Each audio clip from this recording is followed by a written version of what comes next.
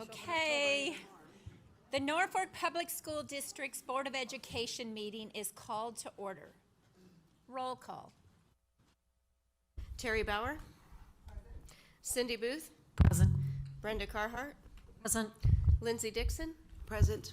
Beth Shashikant. Present. Sandy Wolf. Present. All members are present. We do have a quorum. Thank you, Dr. Thompson. This is a legal meeting of the Board of Education as advertised by the means specified in board policy.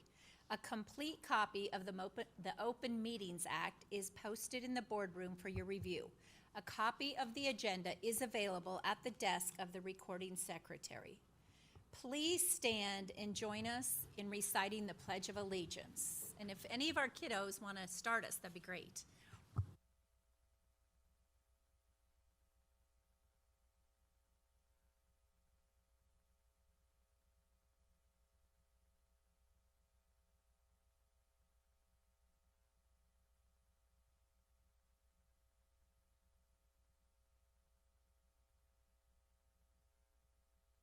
Thank you. We are going to begin with the presentation of special recognition. Focus on the students. Focus on the students. Angie Hausman.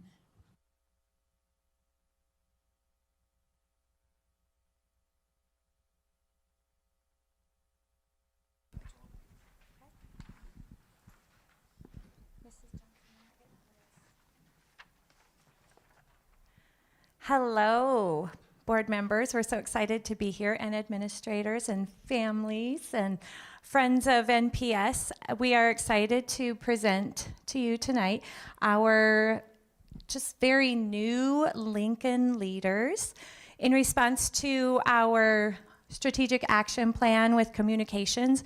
We decided to get a jump start on having our student leadership get formed and see what we needed to have in place kind of as a trial run this spring, getting ready for next fall. And what do you guys think of being a Lincoln leader so far? Pretty awesome. So this is a pretty new thing for us, but we have a few events that we've helped with that we want to share with you. The kids are excited and they've been working hard to prepare to present to you. And so I'm Angie Hausman. I am the principal at Lincoln Montessori. We've got Mrs. Johnson over here, so she and I are co-sponsors of our Lincoln leaders. Now, I told the kids I wanted them to think of a word that they think of when they hear the word leadership. So I would like them to introduce themselves and share their word. Hi, my name is Eva, and my one word is helper. Hi, my name is Natalie, and my one word is respectful. Hi, my name is Ada, and my one word is respectful. Hi, my name is Dawson Mitchell, and my one word is being a role model. Hi, I'm Hayden. My one word is responsible. Hi, my name is Bowen, and my one word is 3 B's. Be respectful, be responsible, and be safe. Hi, my name is Tanner, and my one word is being honest. Can you guys see them okay, or do you want me to move? The purpose of Lincoln Leaders is to help share students' ideas, interests, and concerns with teachers and administration. The leadership team gives students an opportunity to develop leadership by organizing and carrying out school activities and service projects. In addition to planning events that contribute to school spirit and community welfare, the leadership team is the voice of the student body. We help share student ideas, interests, and concerns with the school-wide community. The Lincoln leaders were chosen to experience the rewarding world of being part of Lincoln Montessori's student advisory team based on our teacher's recommendation. 2 members, 1 boy and 1 girl, were selected to represent each 4th grade classroom. Being a Lincoln leader comes with a lot of responsibility. We strive for good citizenship. We respect all individuals in the school and community. We involve all students in sharing ideas to make our school the best it can be. We promote school spirit. and we serve our school and community. In order to be a Lincoln leader, we are held to high expectations. Be a good citizen in the classroom, on the playground, in the lunchroom, and when representing our school in the community. Be a hard worker and diligent student. Follow the 3 B's on a consistent daily basis. Be safe, be respectful, be responsible. Relate well to other students and adults. Complete work plan on a daily basis. Regular school attendance. Each member of the Lincoln Leaders is responsible for performing the duties of membership, including attending leadership and committee meetings, being an active voice for students in the school, completing committee service responsibilities, setting a good example for others, and showing school spirit. Next, we want to show you a video that we made that highlights some of the work we've done so far.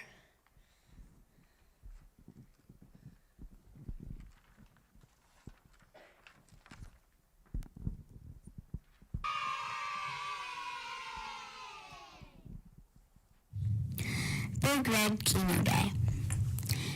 Every year, Lincoln Montessori hosts the Big Red Kino Science and Math Program Day.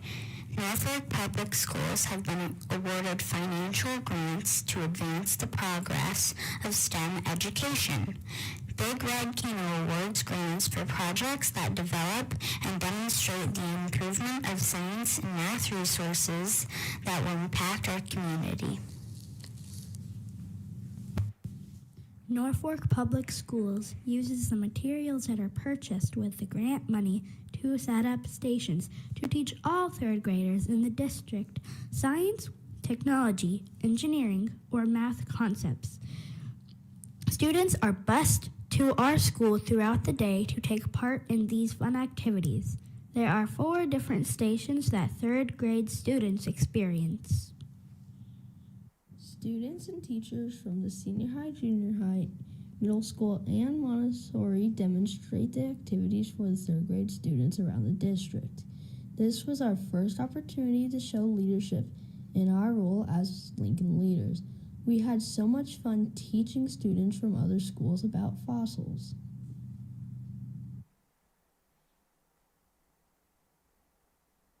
Montessori Showcase. The second opportunity we had to serve in a Lincoln leadership role was during our first ever Montessori Showcase Day. The purpose of the Montessori Showcase was to show our families what jobs we work on at school, so they can see the Montessori materials put into action. All of the students in our school had the opportunity to explain a job to our special guests. Children in the Montessori program learn by working with specially designed materials that support learning objectives. Working individually or in small groups, children develop a sense of self-esteem because they are given a balance of freedom and responsibility. As a leadership team, we are able to help Ms. Hausman set up for this special event. We had very little time to turn our gym into a classroom after lunch on Wednesday. We helped Miss Roxy clean the gym. Then we gathered the materials and set them out for the students. It turned out to be a really great day, and it seemed as if our special guests were very impressed with us.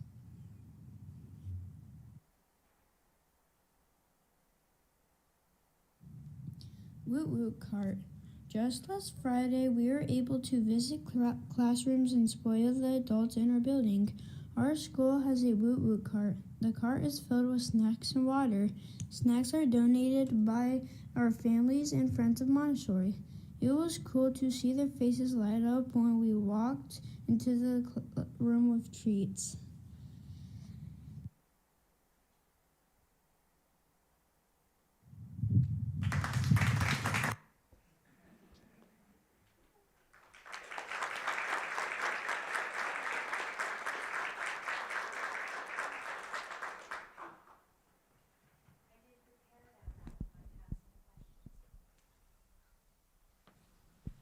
have a question. So how or what made you decide you wanted to be a leader?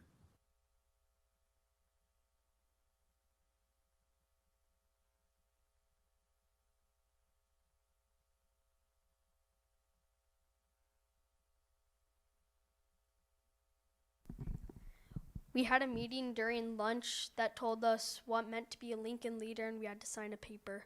So did our parents during parent-teacher conferences.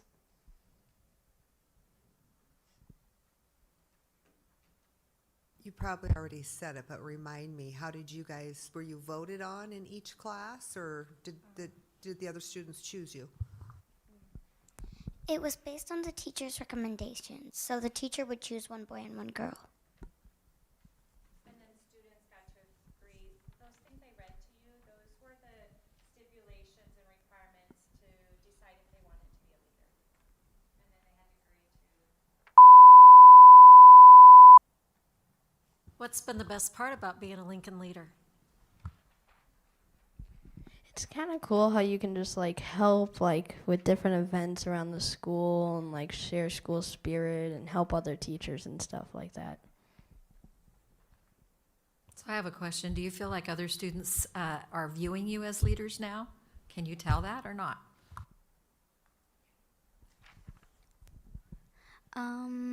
Well, usually, like, we will leave the classroom if Mrs. Hausman needs us to help her out with something. So we will, like, go help her out, then we'll go back to our classrooms. This has only been in place for a couple of weeks, so as far as seeing leaders, we'll share this video with our friends too. Plus, you've come up at morning meeting a couple of times, but it's very new. I have had a few third graders say, "Will you do this next year?" What would you say to next year's fourth graders if they ask you whether they should be a Lincoln leader or not? I would probably tell them that there are a lot of requirements and you might have to miss out on some fun things that only your class is doing, like say, like today we were making oobleck and me and Dawson had to not make oobleck because we had to go help Mrs. Hausman, and sometimes we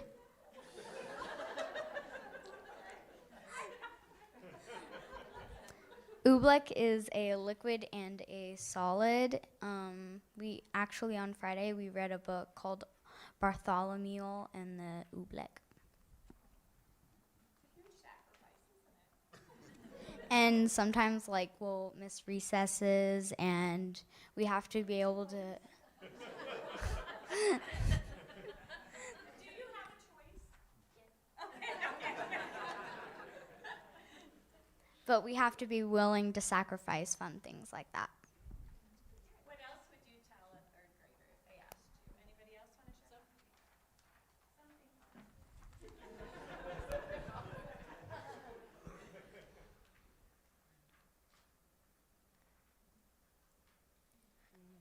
You have to be a good student and follow all the rules if you want to be in the leadership team. What do you like about it? Mostly everything that we get to do.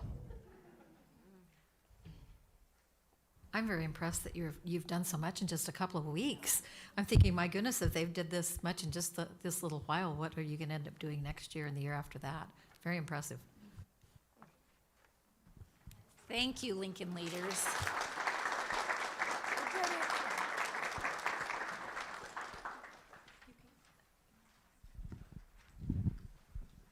Thank you so much, Mrs. Hausman. That was awesome. Okay, next we have the Award for Excellence, Mrs. Bauman.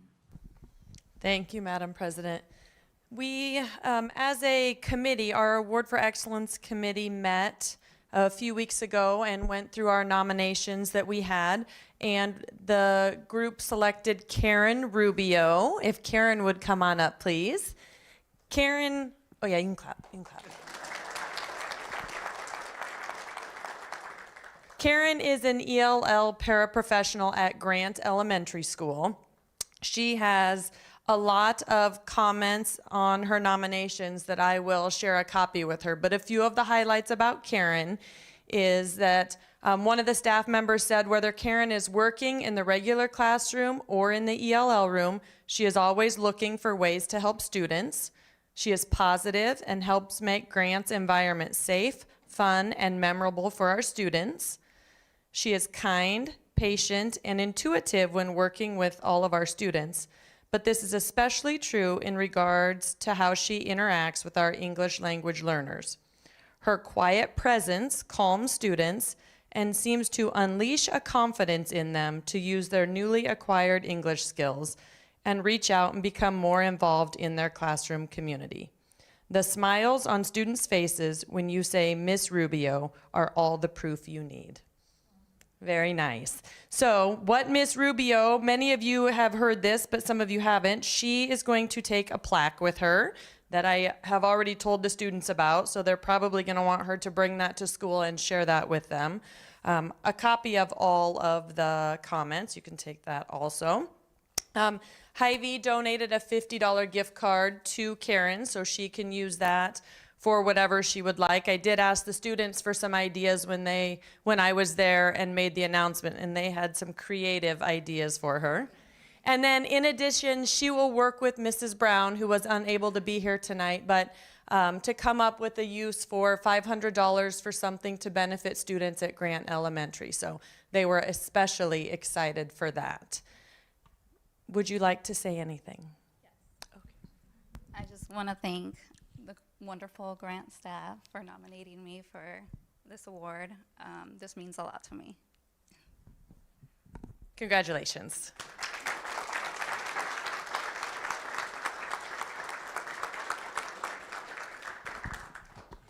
Congratulations, Karen. We are going to next do our special presentation. Now, you are more than welcome to stay, but if you were thinking you might want to leave, you might want to leave right now.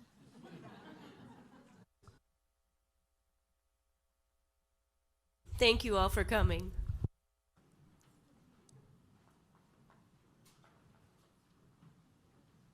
Thank you.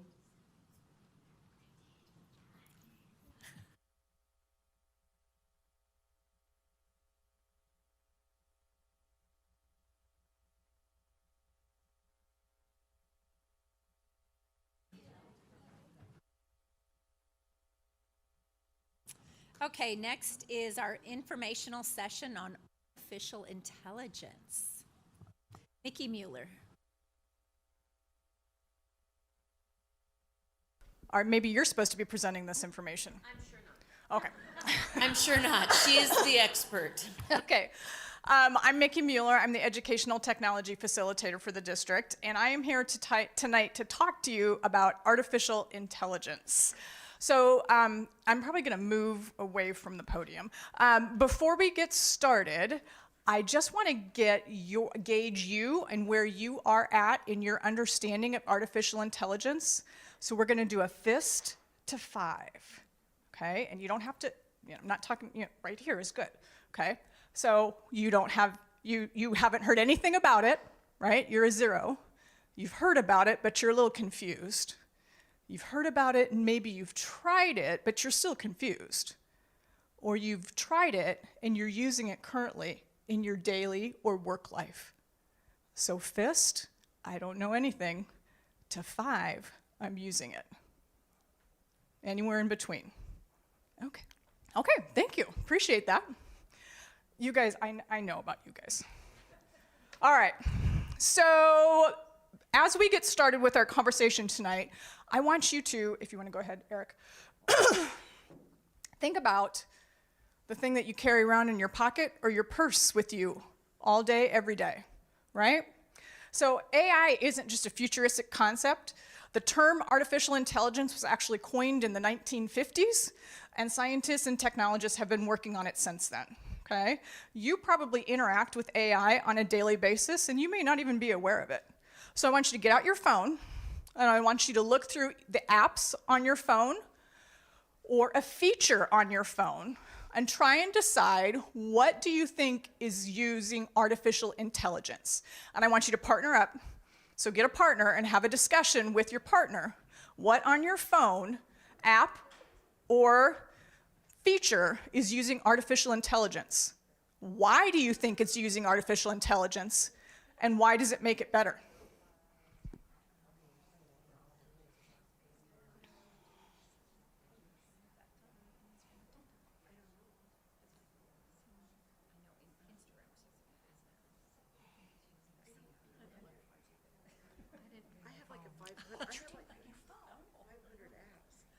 Well, then you have a lot of choices, Lindsay. You do.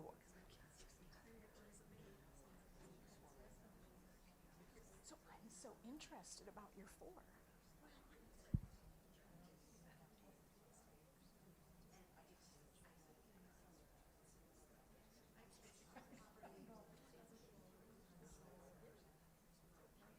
That's great.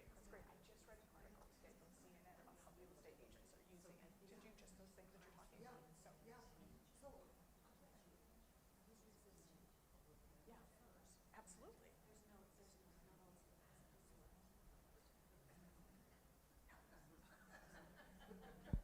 Okay, let's come back together. What did you decide? What apps or features on your phone make use of artificial intelligence? Give me your best guess if you don't know. Pretty much all of them. Pretty much all of them. Could we narrow it down just a little bit from that?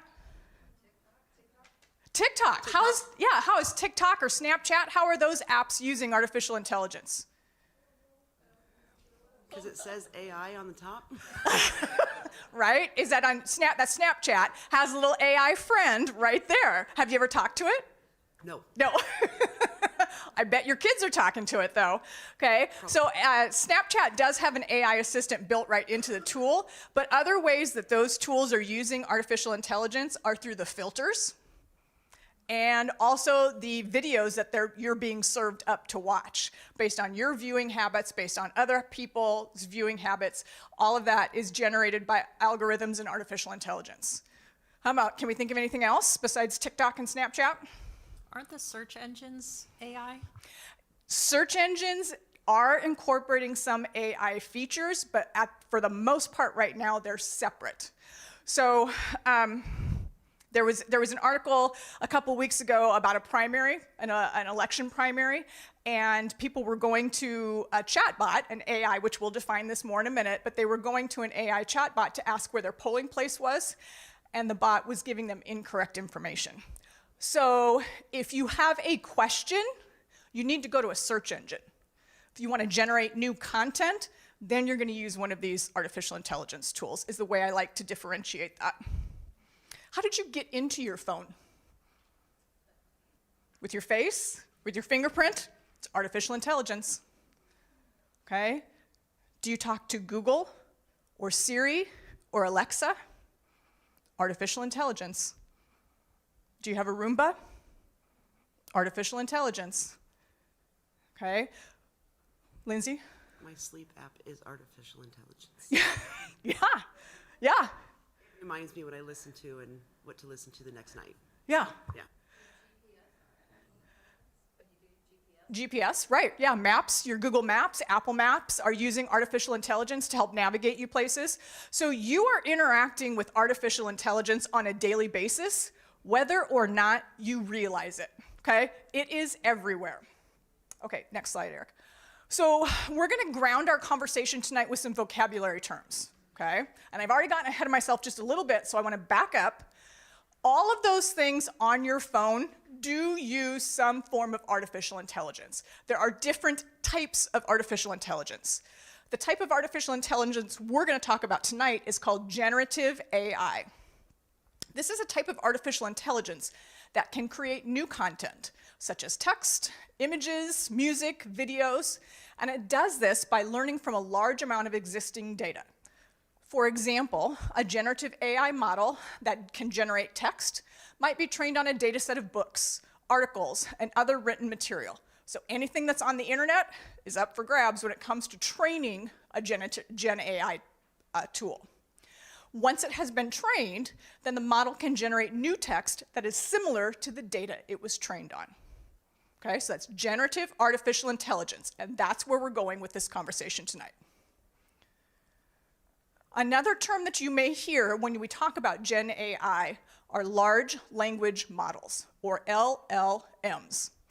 This is a type of artificial intelligence that has been trained on a vast amount of text data.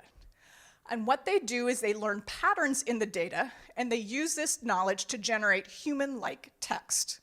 They analyze, the input they're given and predict what should come next based on what they've seen in their training data. While they generate very human-like text and you interact with them in a very human conversational way, they don't understand things the way humans do. They don't understand what you're saying to them. They don't understand the output that they're generating. They're simply trying to predict what comes next based on the patterns they've seen in their training data. For example, if I were to ask you to complete this phrase, peanut butter and jelly, or the sky is blue, or if I said, now we're talking about Chicken Little, and I said the sky is falling, okay? It's just patterns, it's recognizing patterns. The last term we're going to define that I've already used is a chatbot, okay? This is a computer program that can talk to people through text or voice. They can help you find information, answer questions, and do tasks without human help. They can be used for different purposes, such as customer service, education, entertainment. Some of them are simple and only follow a script, and they can only respond to certain words or phrases. Alexa, Siri, OK Google, right? Those commands wake up those devices. Other chatbots are more advanced and use artificial intelligence to understand natural language and learn from conversations. They can handle complex questions and give more personalized responses. Now, all three of those definitions were generated by a chatbot, okay? All right, so we're gonna go ahead and talk about the three big players in this game, okay? ChatGPT is probably the one you've heard about. This was released in November of 2022, and it kind of set the world on fire for a few months. It's done by a company called OpenAI. They've been in the news a lot recently for their board of directors and who they're hiring. But ChatGPT was the one that started it all. There are two versions of ChatGPT that are available right now. 3.5 is the one that was released in November of 2022. It is free. Costs you nothing to sign up and use an account at 3.5. They also released in February of 23, they released GPT 4.0, which will cost you $20 a month, okay? So, and the advantage of paying the $20 a month, ChatGPT 4.0 is more current, is faster, and is more accurate than 3.5, okay? The next tool is Gemini. This is Google's version of an AI. This is the one that a lot of our teachers have tried because they have access to it with their work Google account. And then finally, we have Microsoft is always a player when it comes to technology of anything. Their chatbot is called Copilot. Now, it's interesting to note that OpenAI originally started as a nonprofit, and since they've released their GPT, a lot of companies have come in to back OpenAI, and one of those companies is Microsoft. So the engine underneath Copilot is actually ChatGPT. So they're very intertwined. So you can pay the $20 a month for ChatGPT 4.0, or you can use Copilot for free, okay? All right, so I'm gonna show you how one of these tools works. Since it didn't look like a lot of you had actually had any experience using these tools, I'm gonna show you Gemini. This is the tool that we share with our teachers. We've shared all of these tools with our teachers, but Gemini is the one that they gravitate towards because they don't have to create an account. They already have an account to use it. So Eric. All right, so I am a high school economics teacher, and I am looking for some project ideas for my senior students on how to tie economics concepts that we've been learning about to popular things in culture that they might be more interested in than economics. So Gemini is available at gemini.google.com. Yeah. Close that, there you go. Okay, So here's the prompt that I'm going to use. You're an expert teacher skilled at thinking of creative project ideas for your students. Generate 12 to 15 research project ideas for my 12th grade economics students learning about supply and demand. They should be age appropriate and specific, for example, referencing a particular market, segment, product, service, digital, and so on. That's my prompt. That's the question that I'm asking. This is live time. I haven't sped this up, but look at these ideas that I'm getting. Sneakers. Teenagers love sneakers. Streaming, yep. The sharing economy, Uber and Lyft. Organic foods. The app economy. Cryptocurrency. Sustainable fashion. The fair trade movement. I've got some great starts here for my students. Now, the one thing I like about Gemini is that it actually gives me 2 different versions to answer that one question. Now, I may see some of the same topics on here. It might be formatted a little bit differently, but I've got a lot of different topic ideas now that my kids might be interested in. Once I've got this output created, I have some different things that I can do with it. I can modify this. I can ask it to make it shorter or longer or simpler. I can also do a Google search to check and verify the information. But the thing that I love about Gemini is that I can export this directly to Google Docs. It is now part of my Google Drive, and I can come here and I can edit this and make it ready for my students. So if there's ideas on here that I don't like, that I don't think my kids will like, I can take them off. But you know what?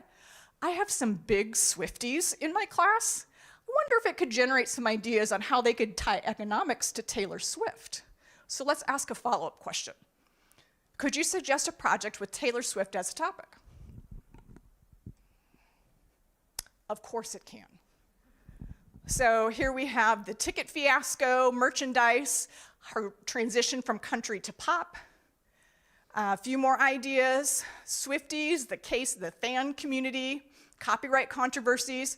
So now I have several additional ideas for my students who are into Taylor Swift. So I've really taken the time to personalize that project idea, and now hopefully my students can pick from one of those 20 different ideas that I've just generated in a few minutes. That video was 2 minutes long.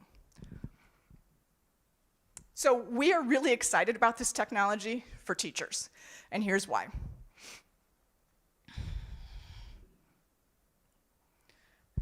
In 2022, Merrimack College and the Edweek Research Center did a survey of 1,300 teachers from across the country, a variety of subject areas and grade levels. On average, they estimated that they worked 54 hours per week. What is the average work week for an adult? 40 hours, okay? So we're working 54 hours per week. Of those 54 hours, 25 of them were spent teaching.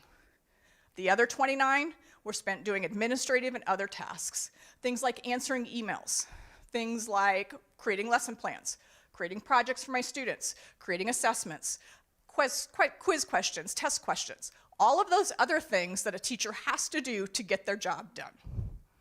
So we really see that generative artificial intelligence can help with this 29 extra hours, which means that those teachers are going to have time to do what they do best, and that is build relationships with students. Also in 2022, the Gallup Corporation did a panel workforce study and interviewed people across industries. 52% of teachers say they always or very often feel burnt out at work, which outpaces all other industries nationally. This is a huge issue. We need to help teachers restore their work-life balance. We need teachers not to feel burnt out. I don't need to tell you about the teacher shortage that we currently have. This is not an easy job.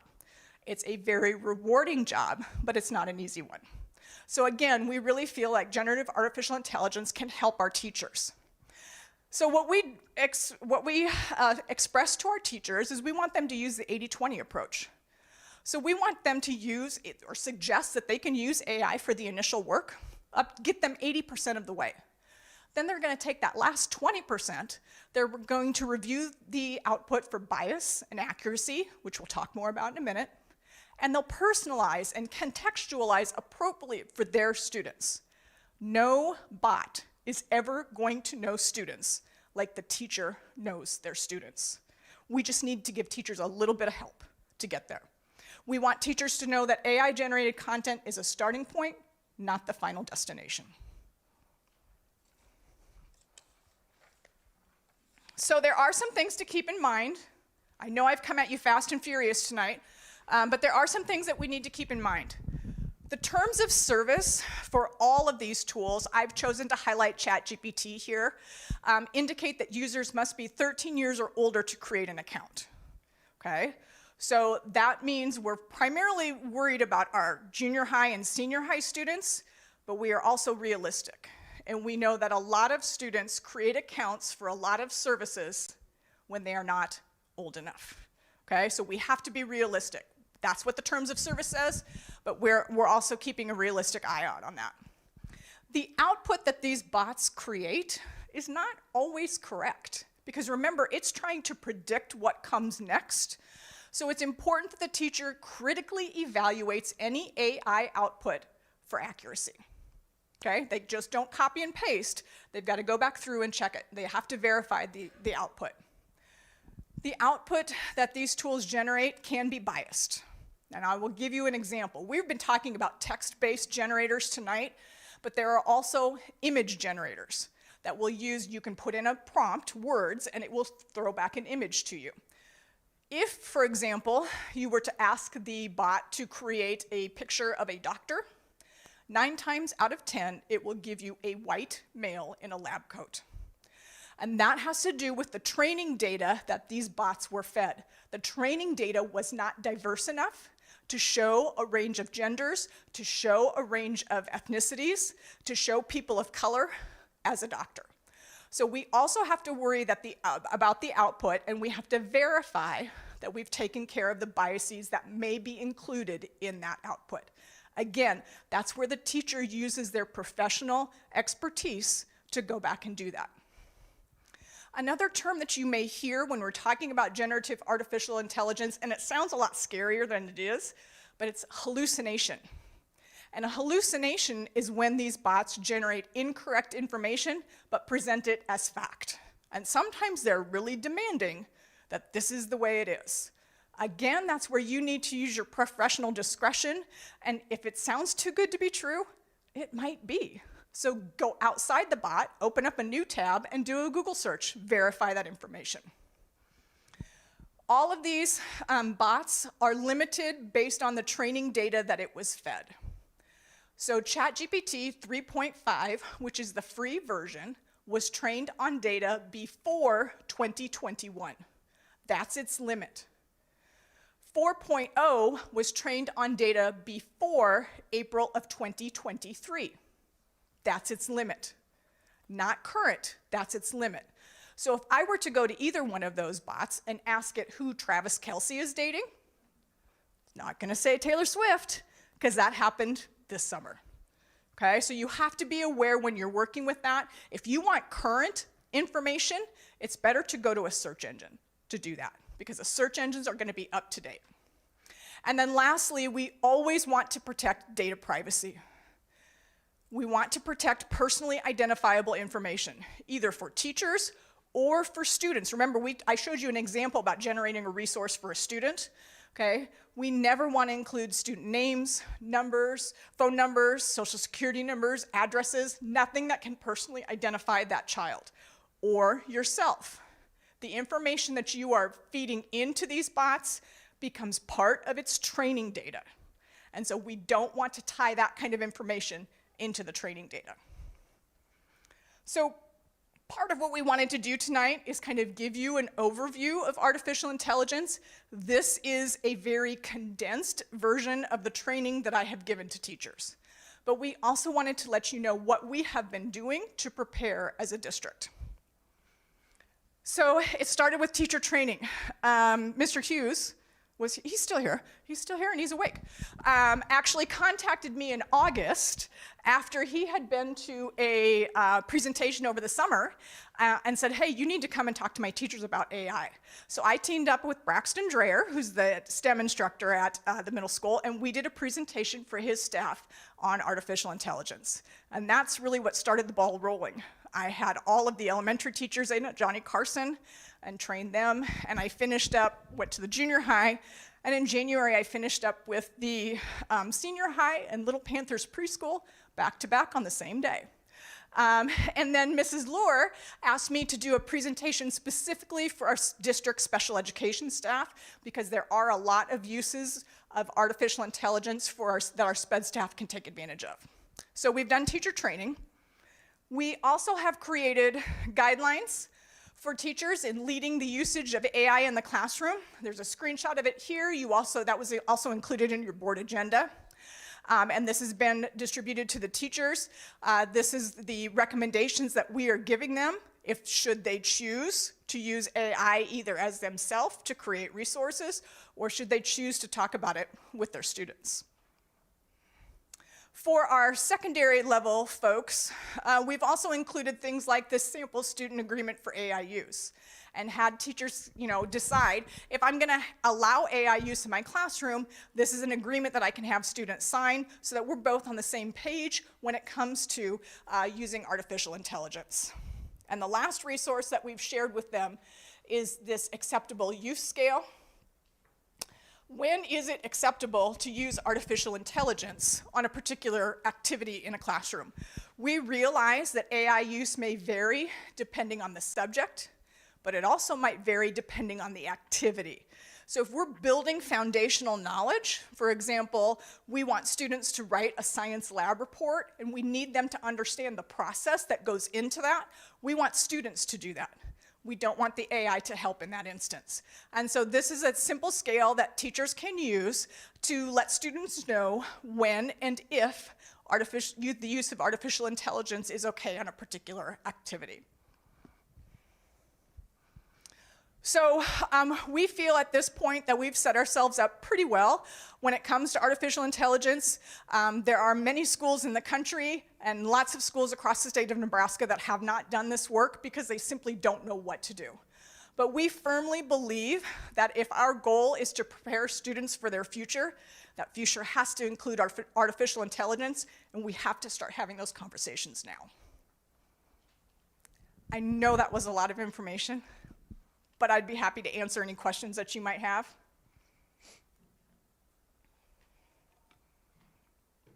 I think it was a great presentation, but I was just wondering, more a parent as well as a board member, but how do the teachers know if the students are using AI if it is not permitted in something? That is a great question, Terry, and one that doesn't have an easy answer. We would hope that our teachers would be familiar enough with their students' writing that they would be able to detect if something was off. But as of right now, there is no tool that can 100% identify if something is AI written or not. So we really want to start having conversations, honest conversations with our kids about acceptable use, responsible use, ethical use. And again, it's not something where we want to accuse, but we want to seek to understand. And so I would hope that teachers would come at it from that perspective. This is hard. This is really hard. I just want to add to that.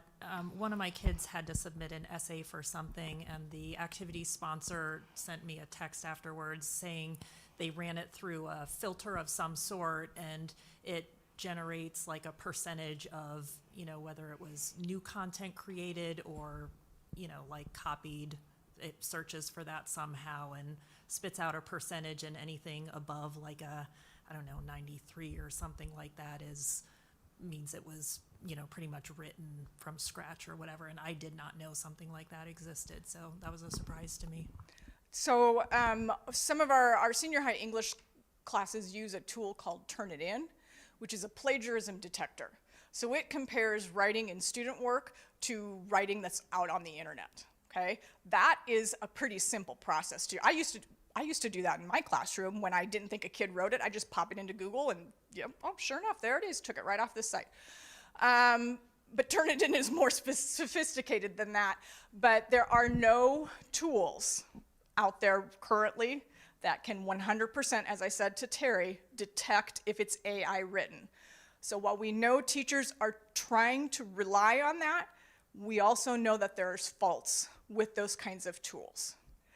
I know that's not a very reassuring answer, but that is the information that we're giving teachers. We would prefer that they not try and use an AI detector simply because the false positives are too high.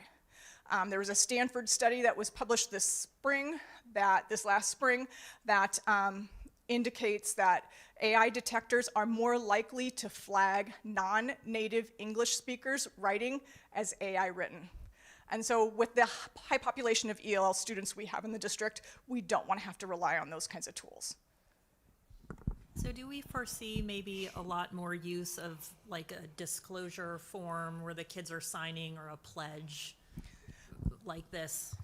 That would be my recommendation. I've heard statistics out there that within the next 2 years, you can pretty much guarantee that every piece of writing you come into contact with has been touched by AI in some way.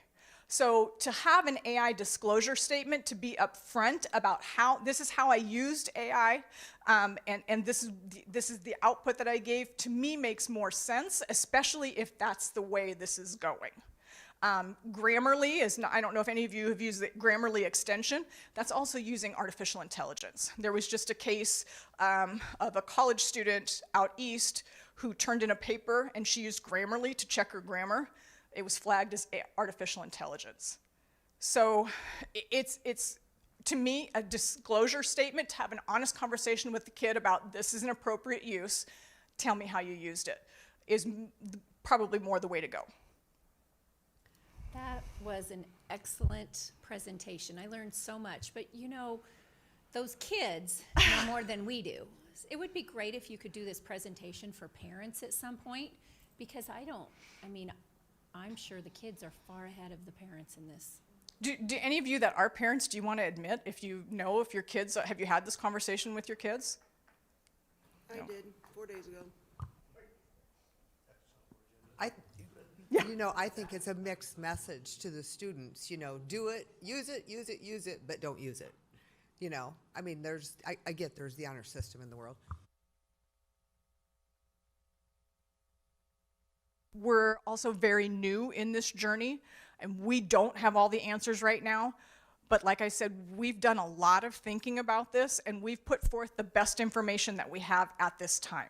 This guidance may change as we go forward, but we really believe that this is the future, and we've got to prepare the kids.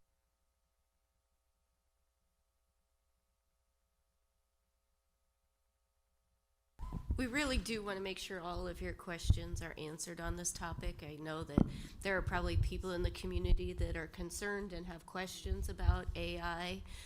It's not something that we can stop. It's coming. Can't say don't ever use it at home, because we can't control that. So we want to do the best we can to teach our teachers and our students to use it appropriately, when to use it, when not to use it. And there can be consequences if it is used inappropriately. That is cheating and plagiarism, and there are consequences in the code of conduct for that. So how many of the students, maybe at the high school and junior high level specifically, do you think their teachers have talked about this and, talked about like this chart, when it's okay to use it, when it's not okay to use it? Should that be part of, curriculum? So that chart is very new. That's only gone out with this last bit of guidance, so I can't speak to that chart in specific. But I do know our English language arts teachers at the junior high and at the senior high have had conversations with their students. That is not the only group that should be having conversations with their students, because every industry can be using artificial intelligence. You could ask artificial intelligence to generate a resume for you, and it will. So if your business teachers are doing resume writing, it's important to have that conversation too. So I can't answer that 100%, Beth. I guess I would just like to mention too, if you leave here tonight and then you have more questions, let's open up the conversation again. This doesn't have to be the only time we talk about this, because like she said, it is ever changing and it's a lot to take in at one time. And I did want to say, I have read some writing of artificial intelligence, and you can, if you have a keen teacher's eye and you know your students, I've read some things and I'm like, as a high school teacher, I would have known this did not come from this student. You know, because of the language, some of the words that were used or the way they were put together, you just know your students. And I'm not saying that's 100% foolproof, but it's probably the best way to vet through your students' information. Sure. Oh, sure. Oh, sure. And two, right. Exactly. And so too, that's why our approach is, okay, we need to be proactive. We need to understand this. Our teachers need to understand it. So that way, you know, we know what we're dealing with. You know, 20 years ago, oh my gosh, kids started having phones in their hands and that was like a thing. And now this is where we're at. Well, I think Dr. Thompson said it the best. It's coming. I mean, it's there, so you may as well try and get ahead of it. And I'm going to support Sandy on that as a parent using it, and I think they need to be more knowledgeable. Like, my daughters wanted me to help them with their geometry. Wasn't happening. I didn't know how to even start it, and I used an app just to get started, and then I could go from there. So, I mean, it can help parents with their students also. So, Yep, absolutely. yeah. Thank you, Mickey. That was And Mickey has, I'll brag up on her just a little bit.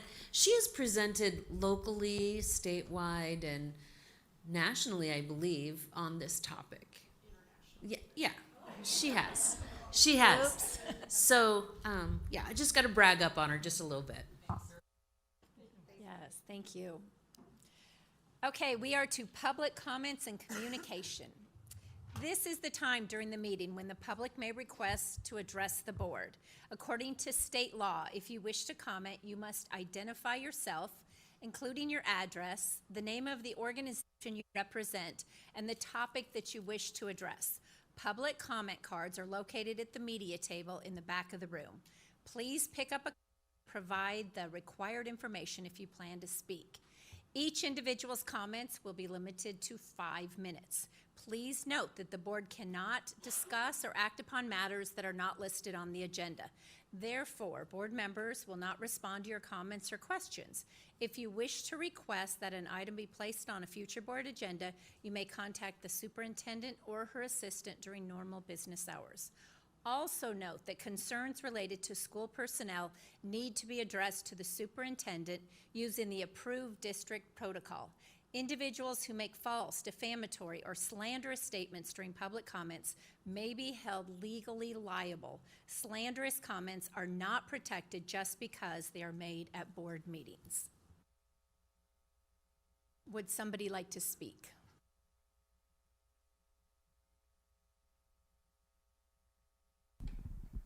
Thank you. My name is Abe Shaner. I live at 2600 Mimic Drive in Norfolk. And first of all, I just want to say thank you to all the board members who serve. Many times people are quick to criticize, complain. Very rarely do you hear a thank you or congratulations. And I know how tough it can be doing what you do, just as it is for many of our school teachers. So thank you to each of you that are willing to serve and do a job that many people aren't able to or are unwilling to do. So I just wanted to start off with that. My comments in regards to, and I want to preface this with, having spent 25 years in media, I understand how important it is to be accurate. And I'm glad we've added that portion to public comment, because if you're going to say something, you better know what you're talking about, and it needs to be accurate. And so with that background, I'm bringing some of this information, and I'm going to be very careful about the words that I use, because I don't know that some of these things are accurate, but I've heard enough, seen enough, read enough that it causes me to be concerned, and I want to make certain that this isn't going on at Norfolk Public Schools. Friday, the Nebraska State Board of Education rejected to define and ban sexually explicit books and materials from school libraries.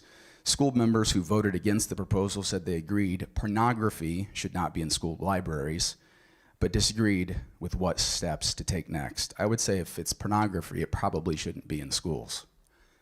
Having said that, there are allegations that I've been made aware of, and this isn't just Norfolk Public Schools, but public schools throughout the state of Nebraska, And I'm going to read just some of the content of the books and materials that are allegedly in our schools. This would be elementary, middle school, junior high, and high schools. I'm going to be careful about my words. This book contains sexual activities including sexual assault, sexual nudity, profanity, derogatory terms, alcohol and drug use, violence including domestic violence and child abuse.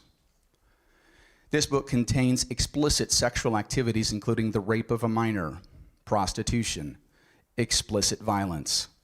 This book contains sexual activities including sexual assault, battery, and profanity. If I stopped right there, that would be enough.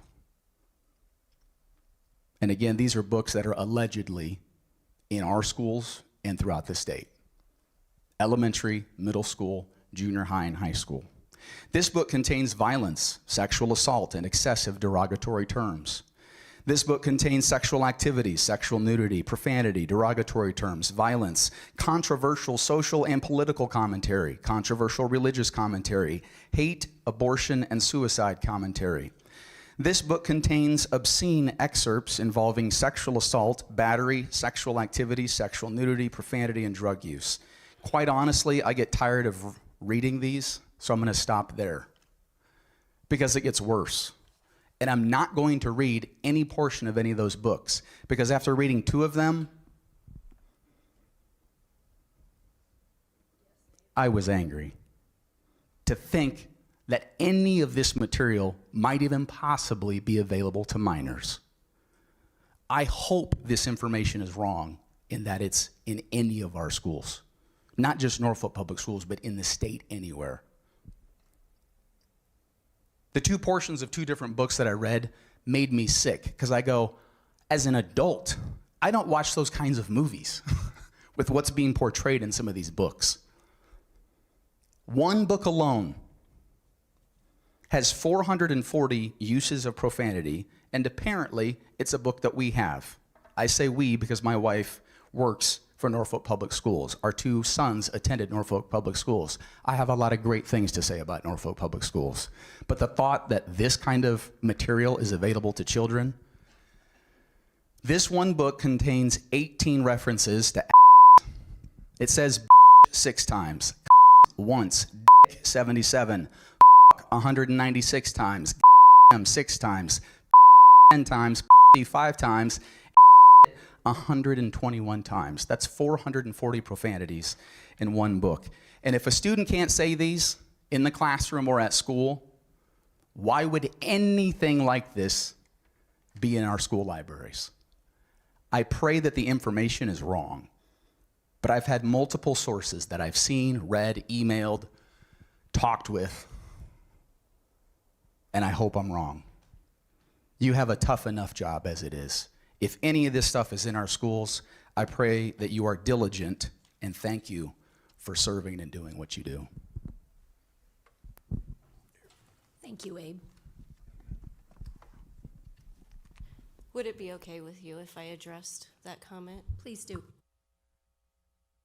Thank you. I just wanted to address this comment. I was made aware of this on Friday, that Mr. Penner made these comments at the state school board, and that there was one book in particular where Norfolk Public Schools was listed as having that book in our library.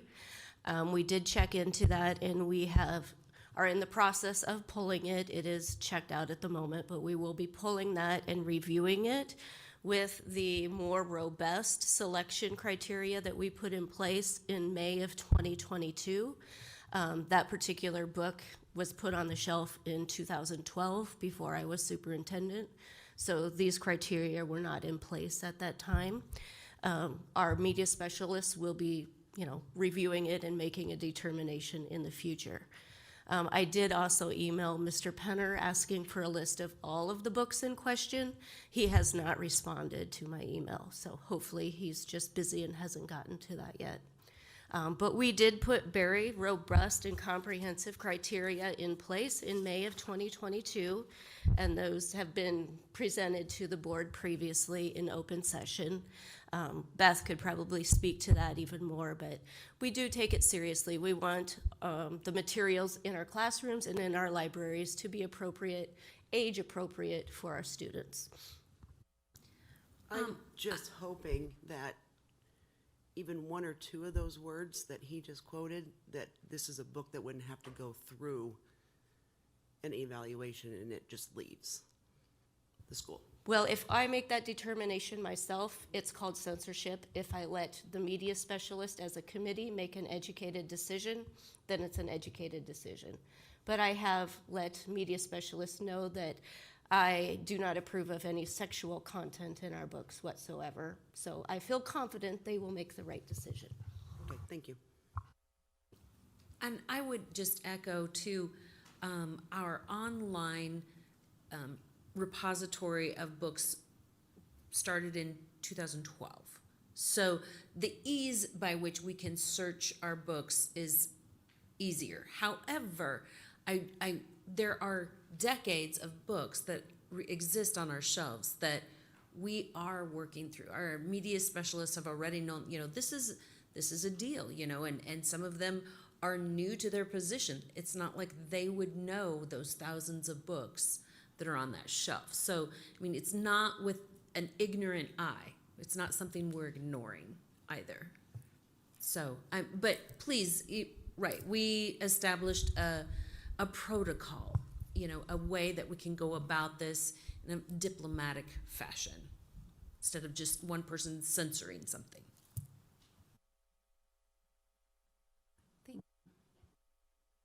Would anybody else like to come speak?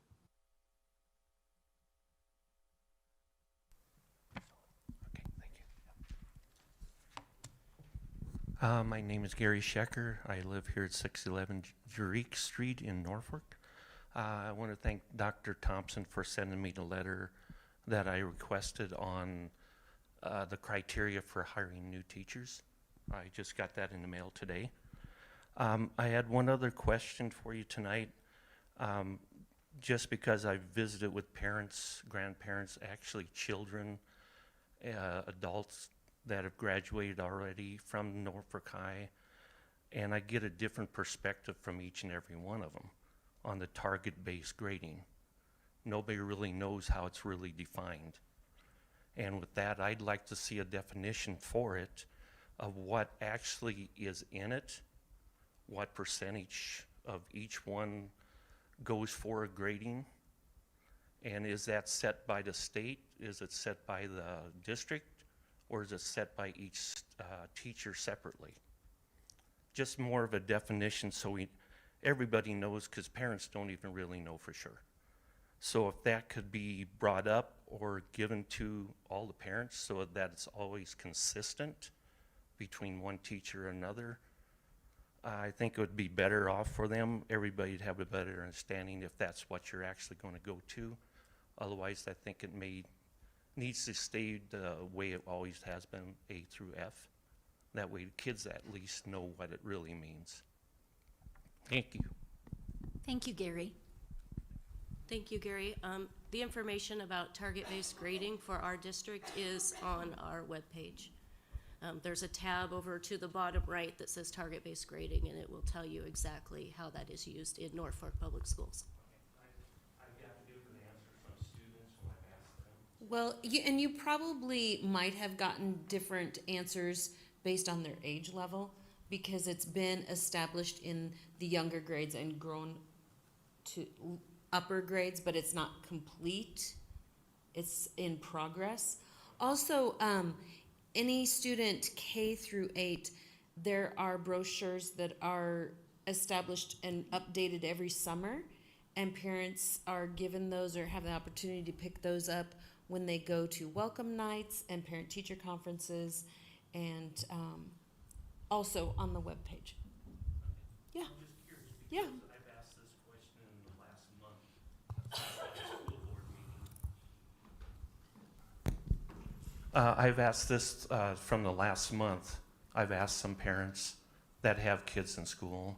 I've asked some students that I've seen out walking, just visiting with them.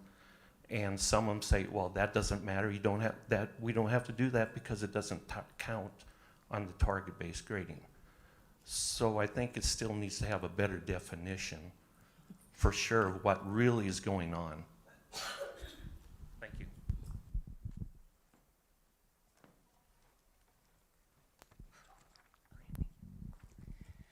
Good evening.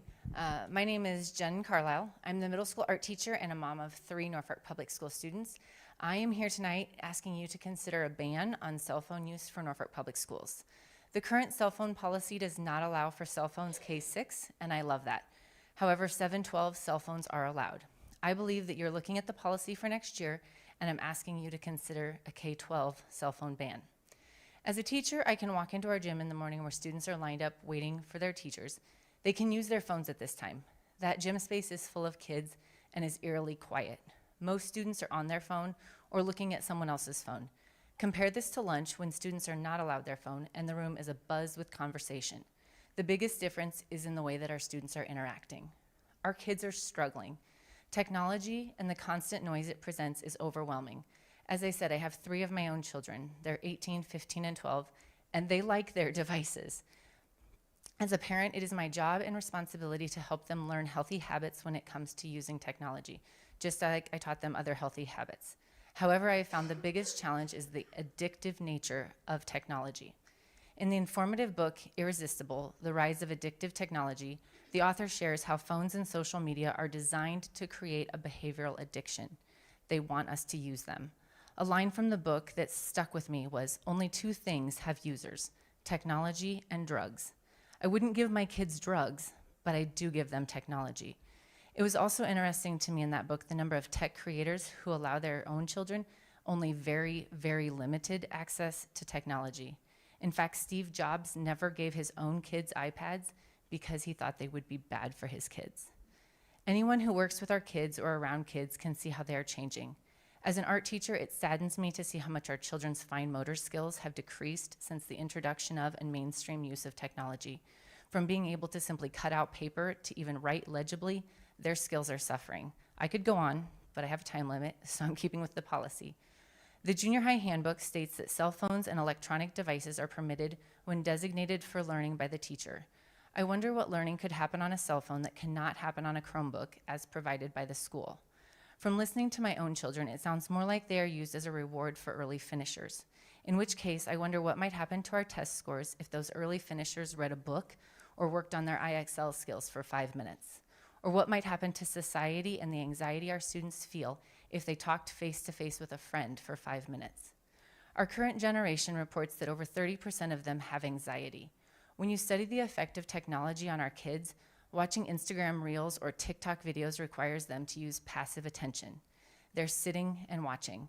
Their bodies release dopamine when they see something they like. Their bodies release adrenaline when they see something dangerous. However, cortisol, the stress hormone, isn't released as they're just passively taking in what they're seeing. Then when our students are asked to do something challenging like schoolwork or talking with a classmate they don't know, cortisol levels rise and they don't know how to handle this new hormone, causing anxiety. According to Common Sense Media, 42% of our kids have a phone by age 10, by 12 it's 71%, and by 14 it's 91%. Cell phones are here, and as parents and as teachers, we owe it to our children to teach them healthy cell phone usage habits. The senior high handbook states that with cell phones, there is a possible interference of the educational process. As a parent, I can say that there is interference in the educational process when cell phones are allowed in the classroom. When tracking my own children's phone usage and grades, I can see where they have put forth their minimum effort in their schoolwork, but yet found time for social media use during the school day. In having conversations with my children, it seems like they get more out of classes where their teachers have a strict no phone policy. They would never admit it, but knowing that their drug isn't allowed keeps them from using. And without the pull of TikTok Reels, a quick check of their social media, they're more likely to be engaged in what is happening in the classroom. When we talk about the rise of student anxiety and suicide in teens, so much of it can be traced back to the chronic loneliness and overexposure to adult content our children deal with through the use and abuse of smartphones. So many resources talk about setting limits for our kids and teaching them healthy boundaries. I would say that being at school and doing the work of school without their cell phone is a very healthy boundary. We have so many great expectations for our students at NPS. Making their phone usage be a before school, after school activity is easily one more way to ask them to just be outstanding. Thank you, Jen.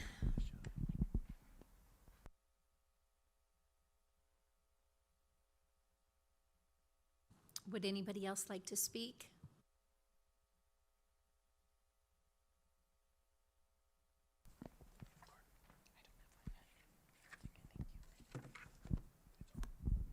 Good evening.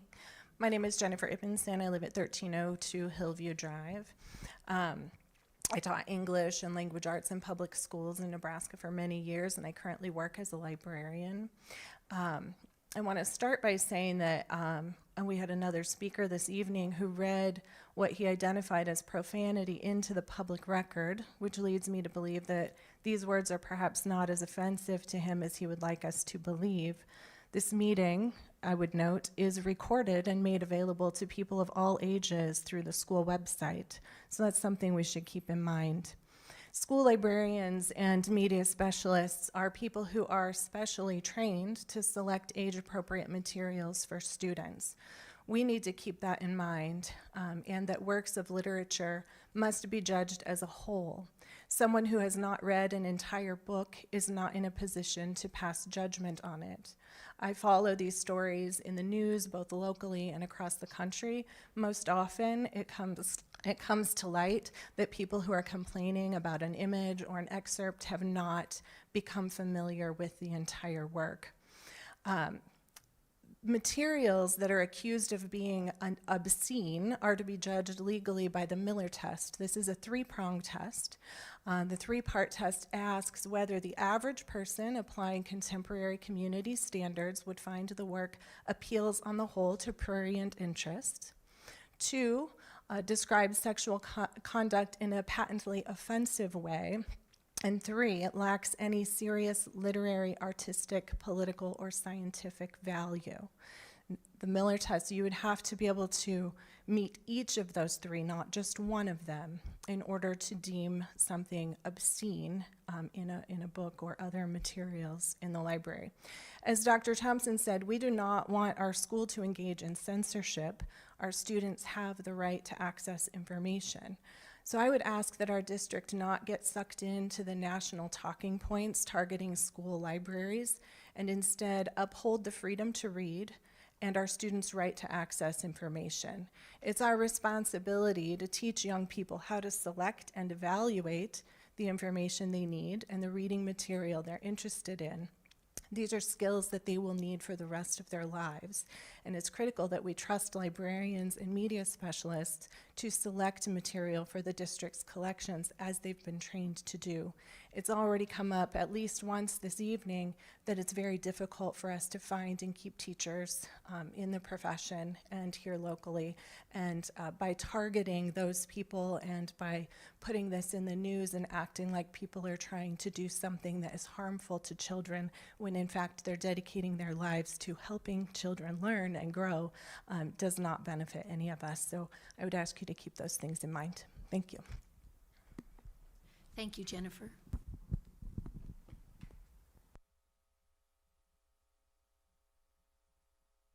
Is there anyone else that would like to speak?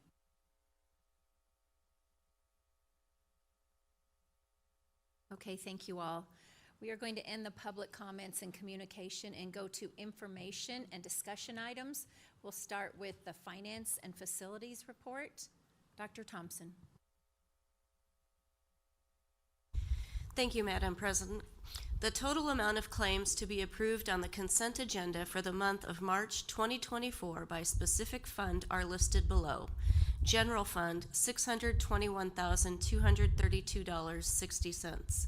Nutrition Services Fund, $268,568.98. Cooperative Fund, $1,863.93. Subsidiary Fund, $447.36. Special Building Fund, $13,650. Employee Benefit Fund, $19,588. Student Fee Fund, $1,440.01. The total amount of claims for the month of February 2024 in the Activities Fund is $101,394.04. I'm sorry, it's hard for me to concentrate when I can hear you talking in the audience. If you could step out if you need to talk, I would appreciate it. All of these claims were reviewed earlier today by the Finance and Facility Committee. Thank you, Dr. Thompson. 6.2, Teaching and Learning Report. Mrs. Nelson. Thank you, Madam President. In the curriculum committee meeting on February 13th, we reviewed curriculum purchases for the 24-25 school year. This will be reported by Beth Shashikant, and details will be in her report. I participated in 2 crucial meetings last month related to curriculum and assessment.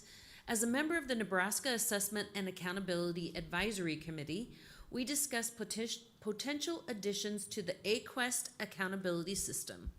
Our advice emphasized that they should avoid negative calculations for schools that are missing benchmarks, focusing only on the positive marks for meeting goals.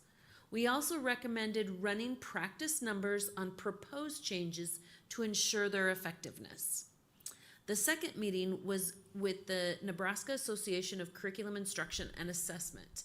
Mike Delaney presented potential legislation that could impact curriculum and courses. Although nothing is confirmed, legislative decisions affecting classrooms may pose challenges for our district. Additionally, the state's decision to cease funding for the MAP growth assessments for grades 3rd through 8th grade raises questions for all districts. These include financial consequences, whether to continue with the same assessment, and considerations for an alternative assessment. To address this, the director from Millard has arranged Zoom presentations from various vendors to provide information on assessment design, different grade levels, the cost, technical functions, charting of results, desegregation of data, and more. Can I answer any questions? How long has MAP been around? Oh my goodness. That's been around for years, hasn't it? It has. And that's where districts across the state, we struggle to let that go because it's consistent long-term data. And we have longevity in our information to pull from. So, before I was here, so, and we used it in my prior district, so, prior to 2010, so it's been a long time. Is there a reason they pulled it? They didn't pull it. They just, yes, the funding, right. I don't know if I have an easy answer to that. Dr. Thompson, could you respond to that? I think that the state was using ESSER's funding to pay for that for districts, and now that that's going away, it's going back to the district to pay for it. Because we paid for it ourselves for years until the state took it over. Now it's no longer in our budget, and if we want to continue with it, we'll have to put that back in our budget for next year. Thank you. Approximately how much would that be to put it back in our budget? Do you have any idea? What we used to pay for it before? Right, ESSER's? right. It would be right around $36,000 a year. But it's charged per student and per subject matter that you assess them. So, I mean, it's an important decision. And that's why so many of us across the state, we're going to listen to some other alternatives and see what kind of information we come up with. Beth? 6.3, Student Programs Report. Mary Laura usually speaks on this, but Beth is going to cover since Mary is Yes, she's ill, yes. The English Language Proficiency Assessment summative window will conclude this month. We will receive results in the first weeks of May. The elementary special education teachers will complete their training in Letters 2 on Friday, March 15th. This program focuses on vocabulary, comprehension, and writing. We will use a supplemental program to our Marzano vocabulary instruction to increase overall reading comprehension.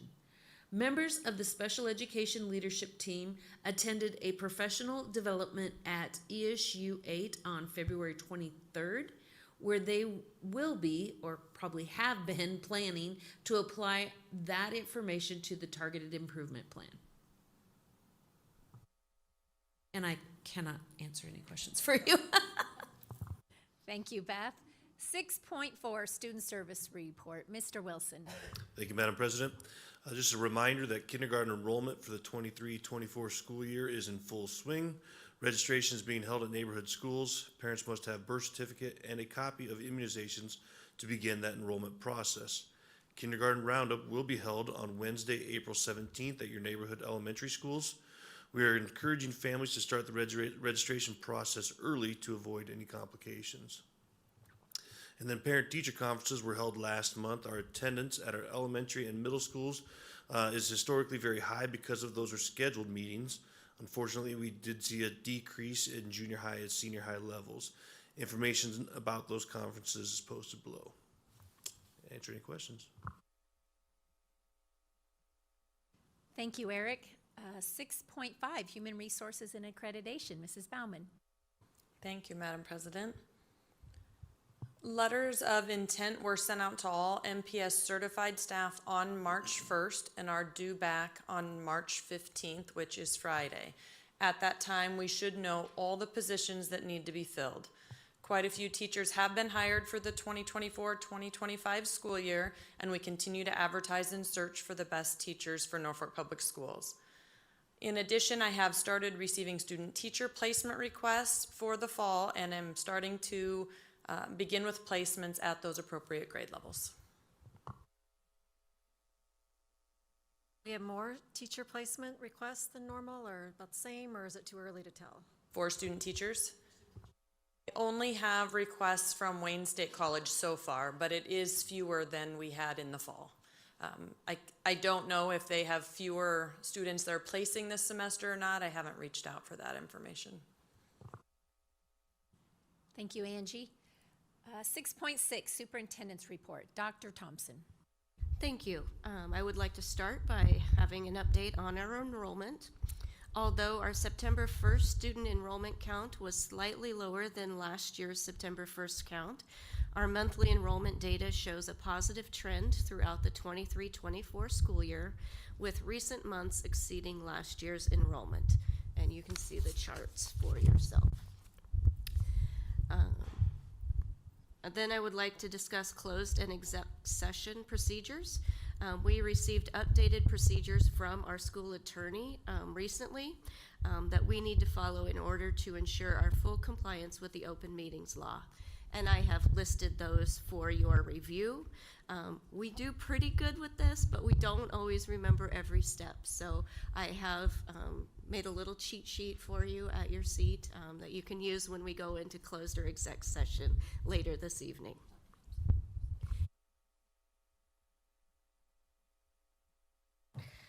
The NASB Finance Workshop, that sounds better. Beth Shashikant, Cindy Booth, Eric Wilson, and I attended the NASB Finance Workshop last week. A lot of good information and ideas were shared with us, including alternate formats for our monthly board finance reports. Mr. Wilson and I have some ideas for making them easier to read and more informative in the future, and we'll be working on that and share that with you in a future board retreat or workshop on the budget. And then finally, I have listed several special spring events that board members are encouraged to attend. That includes a K-12 All Schools Art Show at the Norfolk Art Center, which started on Saturday, but will be open until the 28th at the Norfolk Art Center during normal business hours. Our Life Completion Program, which is May 8th at 3 o'clock. The National Honor Society induction, which is May 16th at 5:30, and the highlight of the year, graduation, which is May 19th at 2 o'clock. Dr. Thompson, do you have the date yet for when we honor our teachers? Yes. I just want to Give me put a on the minute. calendar. It's May 1st. May 1st. 2 o'clock. 2 o'clock. Okay, thanks.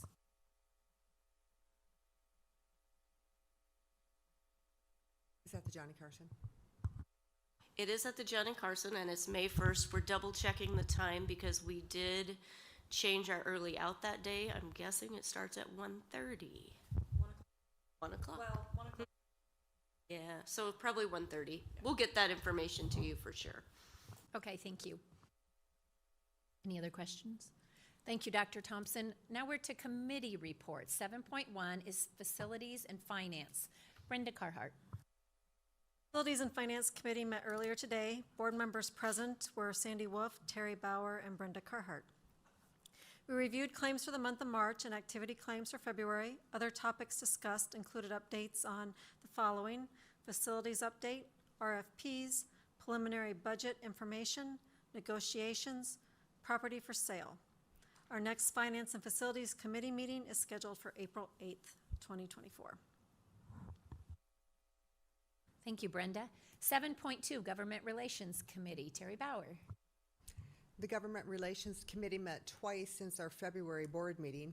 We met at 12:40 on Thursday, February 22nd, 2024. Board committee members Sandy Wolf, Terry Bauer, and Beth Shashikant were present, along with Dr. Jamie Jo Thompson and Tiffany Settles. The committee discussed all education bills with upcoming hearings and decided to take the following action. Terry agreed to write a letter opposing LB 1150, which would change the tax equity and education opportunities. Beth agreed to write the letter opposing to LB 1065, which would authorize a school district to hire a chaplain to perform the duties of a school counselor without certified insurance by the Commission of Education. We also met on March 1st, and board committee members were Sandy Wolf, Beth Shashikant, Dr. Jamie Jo Thompson, and Tiffany Settles. The committee discussed the 2024 priority bill list, LB 1329, the education bill that was released. It includes LB 339, which allows boards to develop policies allowing armed staff in schools, LB 673, which provides grant funding for emergency response mapping, LB 1012, which allows QC puffs for safety infrastructure, LB 962, which limits maps on project maps, LB 855, which prohibits debt collection for outstanding lunch balances, LB 1385, which streamlines the process for teaching certificates approval. The committee agreed to email senators in support of LB 1012 and 1385 and in opposition to 1328 as it currently written. The committee would like to see legislation include some best practices and mandatory training prior to authorizing armed staff. Another education package expected to come out of the Board Education Committee would deal with funding. The committee will watch for that. Future meetings will be scheduled as needed based upon daily legislation agenda. Is that enough? Thanks, Terry. 7.3, Activities Committee, Brenda Carhart. Activities Committee met on Monday, February 26th at noon. Board members Brenda Carhart, Terry Bauer, Lindsay Dixon are present, along with the following staff members: Dr. Jamie Jo Thompson, Eric Wilson, Jason Suttles, John Irwin, Kurt Lammers, Amber Lenton, and Kellen Collins. John Irwin reviewed the progress and results of the winter activities at the senior high. It was also discussed the addition of neural training, which will be added to athletic training at the senior high. It is designed for athletes to optimize focus, mental resilience, and mental agility via virtual reality brain training. Costs will be covered via the Booster Club. Amber Lenton reviewed the progress and results of the winter activities at the junior high.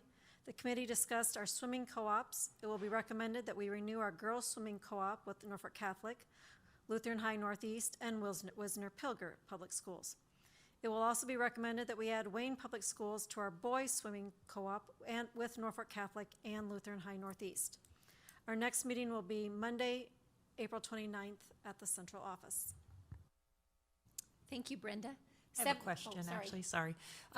Do we not have boys from Wisner-Pilger who want to swim, and likewise, is it girls from Wayne Public Schools? Is that why it's just one or the other?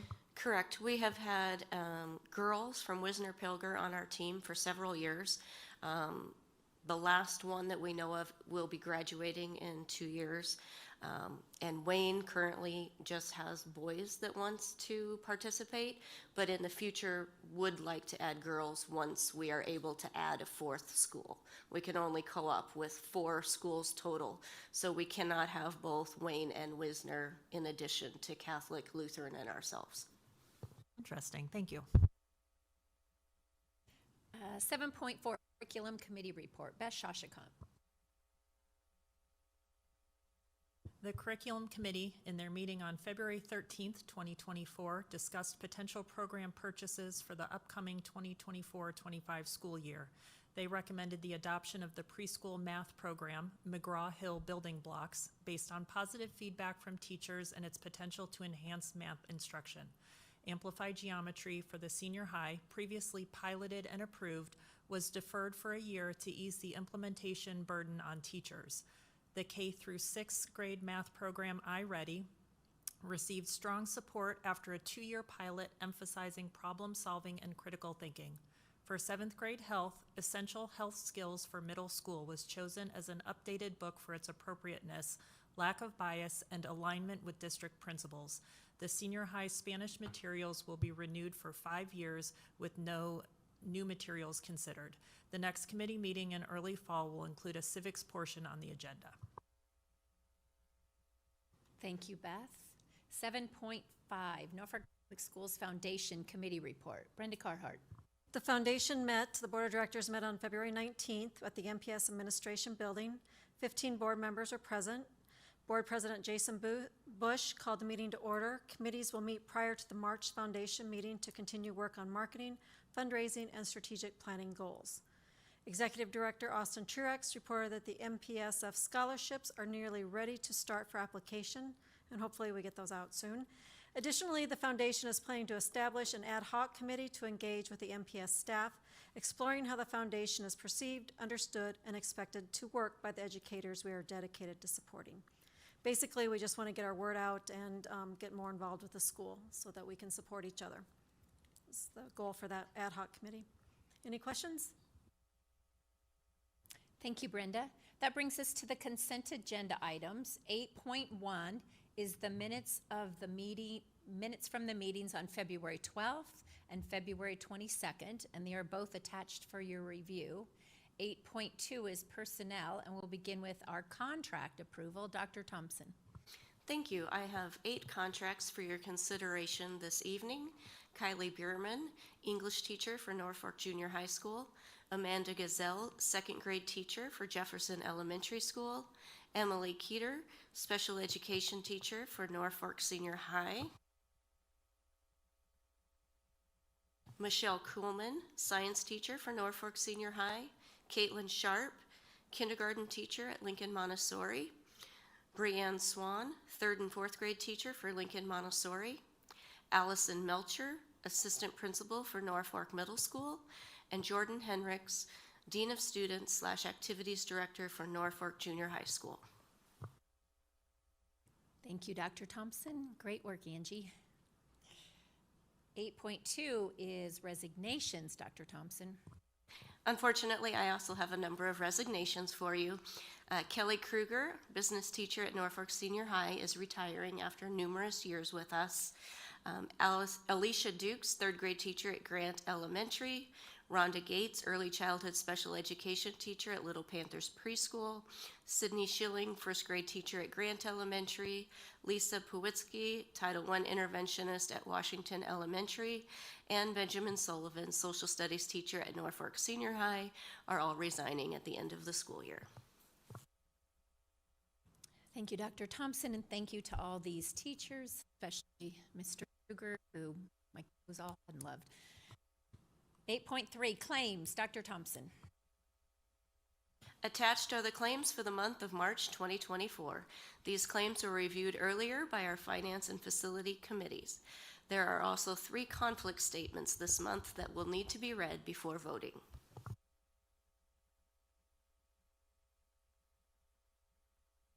Out of an abundance of caution, I hereby declare a potential conflict of interest and am abstaining from voting on claim number 823 for the month of March in the consent agenda for this meeting. I have signed and filed this written disclosure with the Secretary of the Board. It is my intent to vote on all other remaining items listed on the consent agenda. My vote on the remainder of the consent items should not be taken as a vote one way or the other on the items which I have identified or any of the matters set forth therein or related thereto, and that claim is related to travel to Lincoln for a GNSA meeting. Out of abundance of caution, I hereby declare a potential conflict of interest and am abstaining from voting on claim number 154 for the month of March in the consent agenda for this meeting. I have signed and filed this written disclosure with the Secretary of the Board. It is my intent to vote on all other remaining items listed on the consent agenda. My vote on the remainder of the consent items should not be taken as a vote one way or the other on the item which I have identified or any of the matters set forth therein or related thereto. Out of an abundance of caution, I hereby declare a potential conflict of interest and abstaining from voting on Claim 883 for the month of March in the consent agenda for this meeting. I have signed and filed this written disclosure with the Secretary of the Board. It is my intent to vote on all other remaining items listed on the consent agenda. My vote on the remainder of the consent items should not be taken as a vote one way or the other on the items which I have identified or any of the matters set forth therein or related thereto. Mine is also for travel expenses to Greater Nebraska Schools activities. And with that, is there a motion? I'll make a motion to approve the consent agenda. I'll second. Have a motion by Beth and a second by Lindsay. Is there any discussion? Please vote.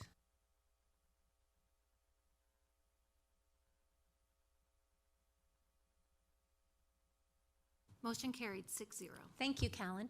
We are to action items. 9.1, discuss, consider, and take action to approve the two-year renewal of our girls swimming co-op with Norfolk Catholic High School, Lutheran High Northeast High School, and Wisner-Pilger High School. Dr. Thompson. Thank you. The Activities Committee has recommended that we continue our long-standing swimming co-op with Norfolk Catholic High School, Lutheran High Northeast High School, and Wisner-Pilger High School. Once Wisner-Pilger no longer has a girl participating, we anticipate that Wayne Public Schools will ask to take their place, and we will consider that at that time. Is there a motion? I'll make a motion to approve the 2-year renewal of our girls swimming co-op with Norfolk Catholic High School, Lutheran High Northeast High School, and Wisner-Pilger High School. I'll second the motion. I have a motion by Terry and a second by Beth. Is there any discussion? Please vote.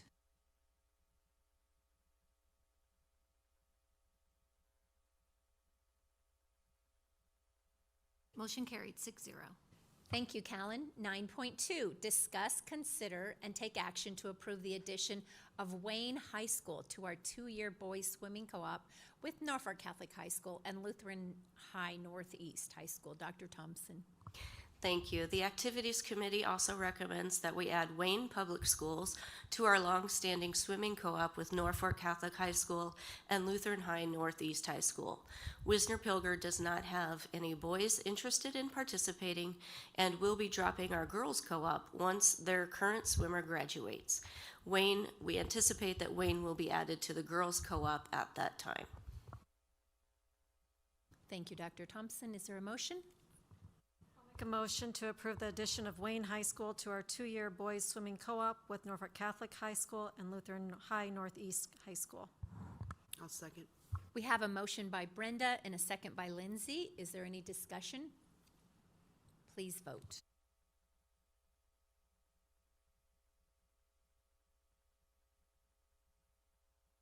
Motion carried 6-0. Thank you, Callan. 9.3, discuss, consider, and take action to approve the 2024-2025 compensation rate for classified hourly staff. Dr. Thompson. The following changes are recommended to the classified hourly compensation package.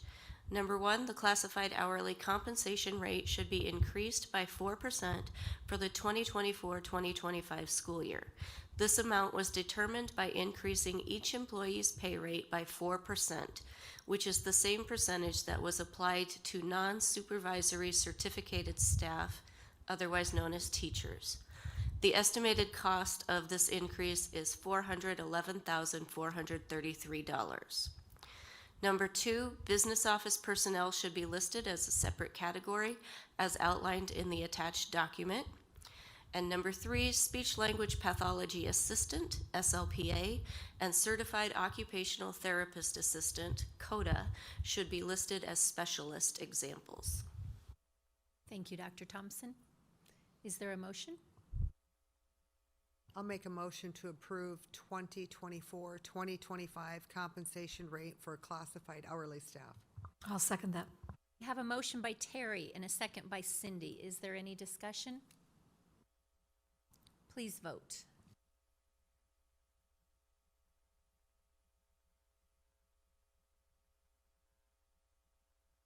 Motion carried, 6-0. Thank you, Callan. 9.4, discuss, consider, and take action to approve the 2024-2025 compensation rate for classified salaried staff. Dr. Thompson. The following change is recommended to the classified salaried compensation package. The classified hourly compensation rate should be increased by 2.39% for the 24-25 school year. This amount was determined by increasing the base of the classified salary schedule by 4%, which is the same percentage that was applied to non-supervisory certificated staff. The estimated cost of this increase is $20,199.34. And I used to make fun of Bill when he put cents on it and called it an estimate. So it's funny how your brain changes when you're put in that role. Thank you, Dr. Thompson. Is there a motion? I'll make a motion to approve the 2024-2025 compensation rate for classified salaried staff. I'll second the motion. We have a motion by Beth and a second by Terry. Is there any discussion? Please vote.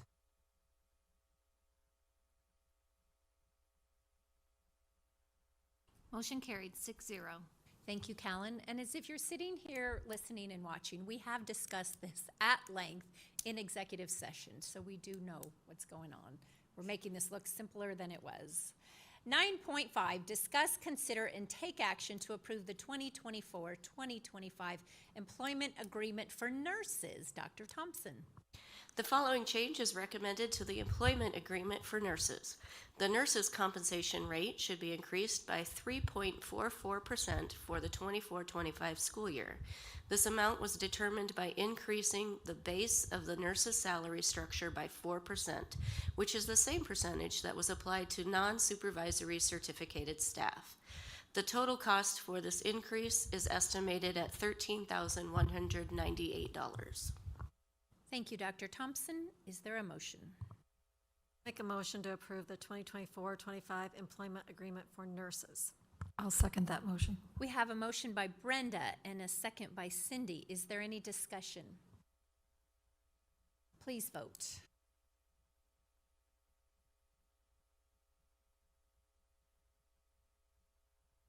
Motion carried, 6-0. Thank you, Callan.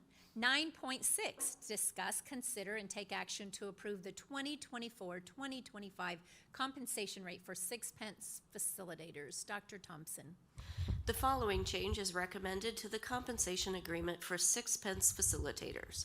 The 6-pence facilitators' compensation rate should be increased by 4% for the 24-25 school year. This amount was determined by increasing each employee's pay rate by 4%, which is the same percentage that was applied to non-supervisory certificated staff. The estimated cost for this increase is $8,047.15. 6-pence is a federal grant. Facilitator costs are reimbursed accordingly, and they are on a separate salary schedule as listed below. Thank you, Dr. Thompson. Is there a motion? I'll make a motion to approve the 2024-2025 compensation rate for 6-pence facilitators. I'll second. We have a motion by Cindy and a second by Lindsay. Is there any discussion? Please vote.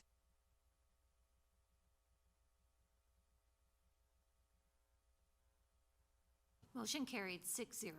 Thank you, Callan. 9.7, discuss, consider, and take action to approve the 2024-2025 compensation rate for administrators. Dr. Thompson.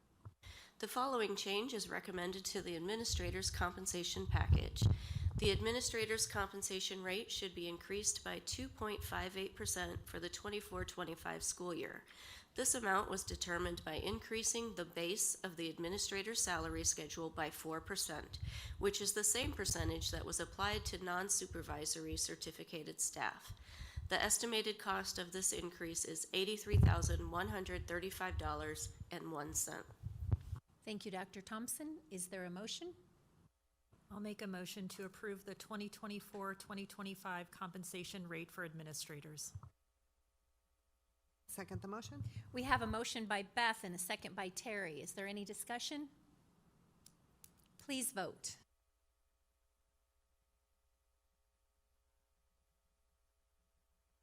Motion carried 6-0. Thank you, Callan. And last but not least, 9.8, discuss, consider, and take action to approve the 2024-25 certificated substitute compensation rate. Dr. Thompson. Thank you. Our system for compensating our certified substitutes has been simplified. Each group will receive at least a 4% compensation rate. The details are attached for you to consider. Thank you, Dr. Thompson. Is there a motion? I'll make a motion to approve the 24-25 certificated substitute compensation rate. I'll second the motion. We have a motion by Lindsay and a second by Beth. Is there discussion? Please vote.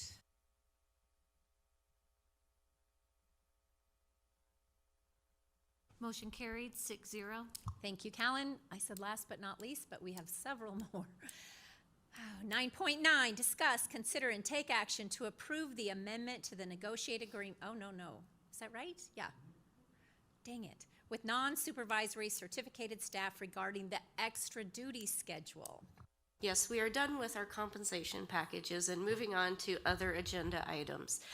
This particular item is to approve an amendment to the negotiated agreement with our teachers to add an assistant cheer coach, an assistant Pink Panther coach, and to add poetry to the extra duty schedule. Thank you, Dr. Thompson. Is there a motion? I'll make a motion to approve the amendment to the negotiated agreement with non-supervisory certificated staff regarding the extra duty schedule. I'll second the motion. Thank you, Terry. We have a motion by Beth, a second by Terry. Discussion. We actually discussed this at length at the last meeting, and we had to wait till it got to negotiations, so that's where we're at. So what do they get paid then? It's a level, it's a step level on our step on our, can you pull it up? It depends how many years they were there.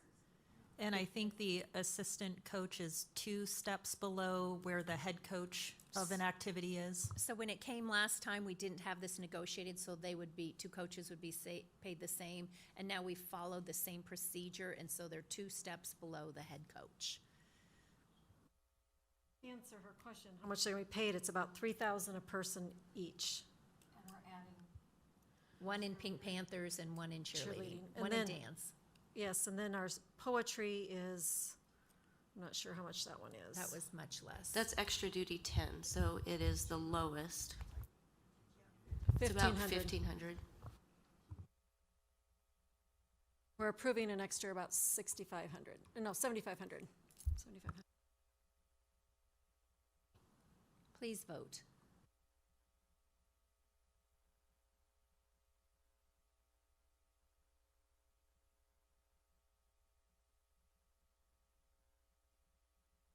Motion carried 6-0. Thank you, Callan. 9.10, discuss, consider, and take action to grant permission to seek RFPs for the chiller installation at the senior high school. Mr. Wilson. Thank you, Madam President. This is for the bid to install the new chillers and redo the necessary pipe work at the senior high. We anticipate bids to come back in April for board approval. Installation work will take place in the fall if approved. I'll make a motion to grant permission to seek RFPs for the chiller installation at the senior high school. I'll second. We have a motion by Terry and a second by Lindsay. Is there any discussion? Just to remind me, we already ordered the parts for this, right? And have we received them or not? Or we anticipate receiving them by the time they want to do the installation in the fall? Correct. We ordered those last fall. They should be here hopefully by September. So as the weather starts cooling down, we can shut off the air conditioners and install the new ones. Thank you. Please vote.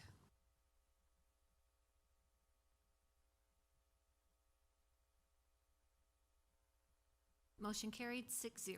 Thank you, Callan. 9.11, discuss, consider, and take action to approve the purchase of McGraw-Hill Building Blocks Preschool Math Program.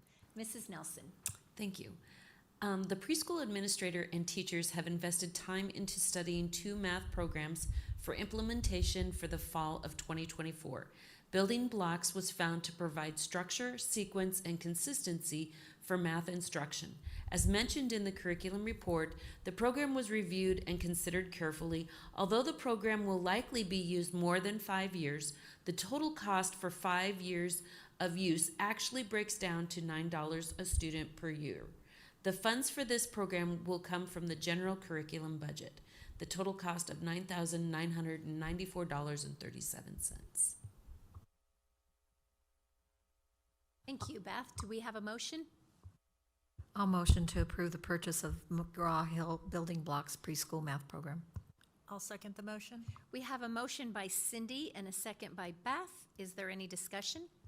I would just like to say for everybody out there who doesn't really know what goes into this, Mrs. Nelson and her team and the teachers who look at this curriculum put a lot of work into vetting the curriculums, looking at our standards, and making sure they're going to work before they decide to request to purchase a new curriculum. So a lot of work and information goes into these decisions.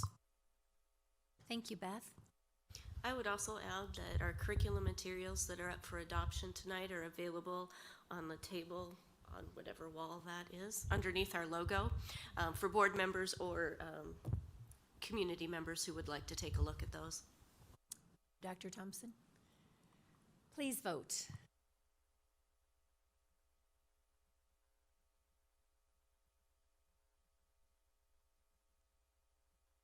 Motion carried 6-0. Thank you, Callan. 9.12, discuss, consider, and take action to approve the purchase of Amplify Math Geometry for the senior high. Mrs. Nelson. Yes. Okay, so the decision to purchase Amplify Math program in 7th through 11th grade was determined last year. Geometry was intentionally delayed a year to allow overlapping teachers the opportunity to learn one program at a time. The average student cost on this is $29 a year. The funds for this program will come from the general curriculum budget. It includes classroom textbooks and online access for both teachers and students for 7 years at a total cost of $62,245.08. Thank you, Beth. Is there a motion?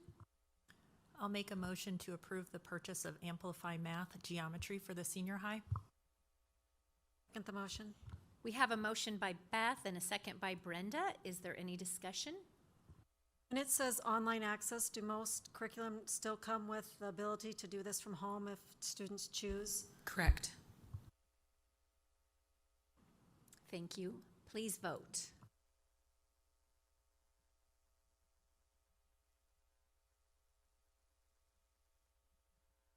Motion carried 6-0. Thank you, Callan. Here comes the big one, 9.13, discuss, consider, and take action to approve the purchase of kindergarten through 6th grade iReady Math Program. Mrs. Nelson. The decision for the K-6 math program has been under our study since 2020. There has been piloting of 3 different programs. The last 2 years have included exclusive piloting of iReady Math. We have reviewed the progress in the last 2 curriculum committee meetings. Although the cost appears high, the cost per student per year is $38. The program will be a 6-year subscription with scaffolding training opportunities throughout the first year. As I always mention with core programs for like English language arts and math, they always come at a much higher cost than other content area counterparts. The average cost per student in this program is $38. Due to our foresight, the funds for this program will come from a combination of general fund and depreciation fund.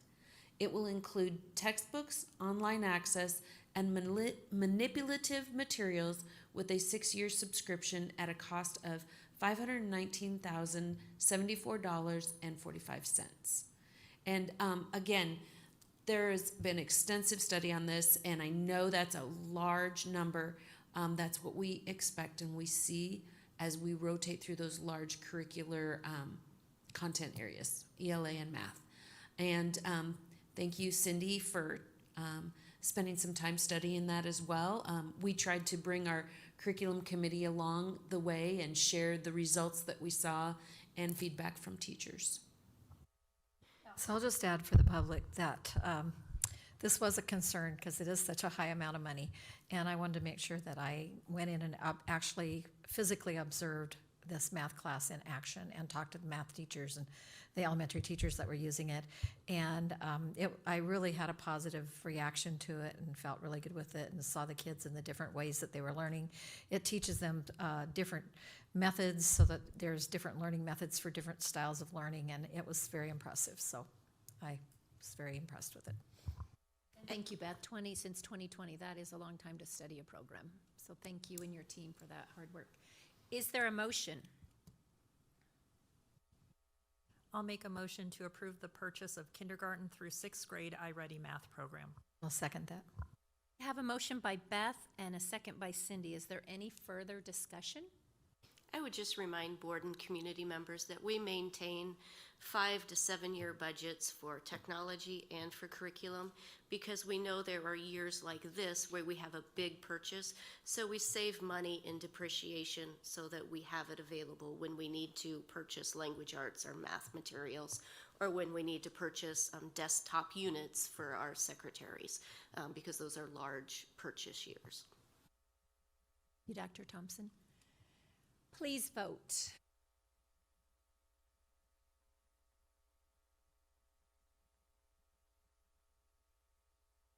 Motion carried 6-0. Thank you, Callan. 9.14, discuss, consider, and take action to approve the purchase of 7th grade essential health skills for middle school by Goodhart Wilcox Publishing. Mrs. Nelson. Thank you. Currently, the textbook for the course is outdated with a copyright of 2010. This course has a limited number of sessions, only meeting 82 times per school year. Upon completion of the 7th grade textbook resource review, the teachers determined that Goodhart Wilcox, publisher of Essential Health Skills for Middle School, the 4th edition, as the resource that best fits the needs of the course while still upholding the integrity of the district's position toward health education. The book contains more age and grade level appropriate language that is free of bias. As a reminder, NPS does not follow the state standards, but rather its own. The average cost per student per year is less than $2 if this textbook is used for only 5 years. The funds for this program will come from the general budget at a total cost of $4,589.19. Thank you, Beth. Is there a motion?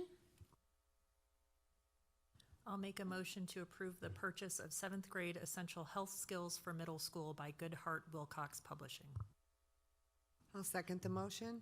We have a motion by Beth and a second by Terry. Is there any discussion? Please vote.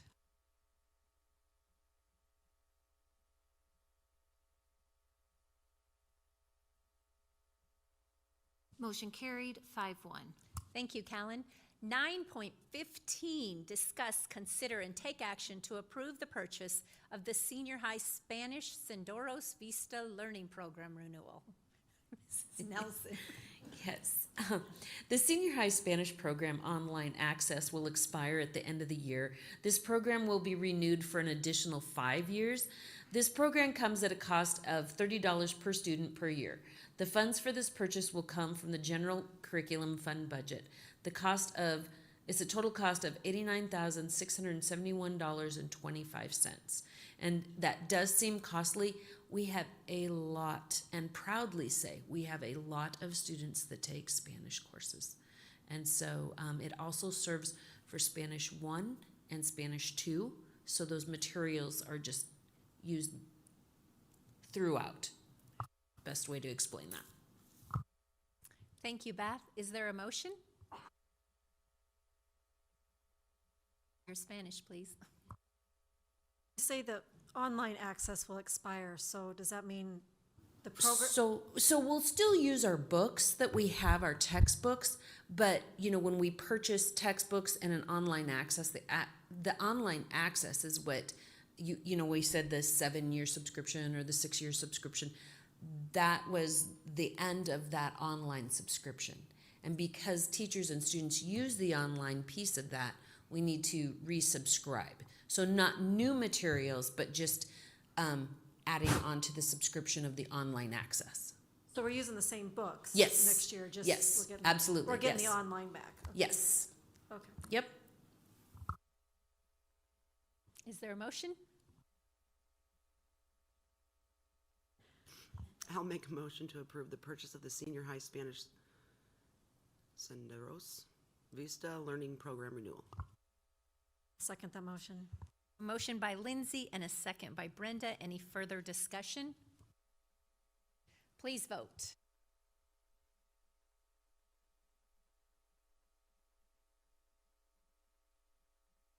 Motion carried 6-0. Thank you, Callan. 9.16, discuss, consider, and take action to approve the second and final reading of Board Policies 4028 through 4133 related to personnel. Dr. Thompson. Thank you. There have been no changes to board policies 4028 through 4133 related to personnel since their first reading. Those policies include 4028 appropriate dress, 4029 fundraising, 4030 wage information, 4031 injury leave, 4100 qualifications for appointment as a teacher, 4101 qualification for appointment to administrative and supervisory positions, 4110 contract, 4111 certification, 4120 probationary certified employees, 4121 permanent certified employees, 4130 assignment of duties, 4131 agents and tutors, 4132 student teachers and pre-student teachers, and 4133 substitute teachers. Thank you, Dr. Thompson. Is there a motion? I'll make a motion to approve the second and final reading of Board Policies 4028 through 4133 related to personnel. I'll second that motion. We have a motion by Brenda and a second by Cindy. Is there any discussion? Please vote.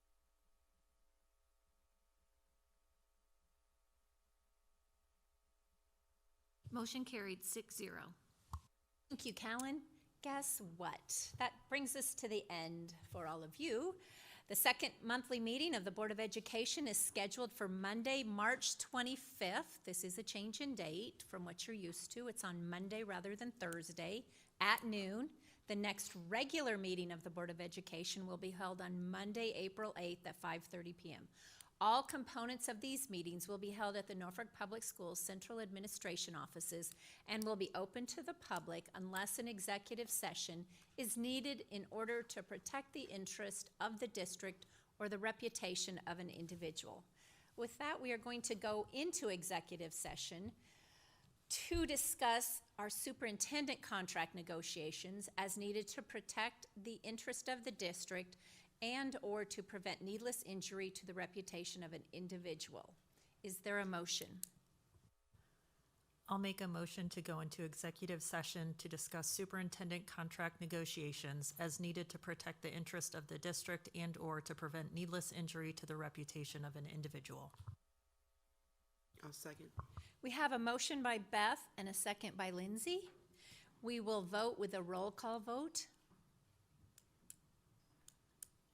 It can actually be done electronically. That counts as roll call. Okay, please vote.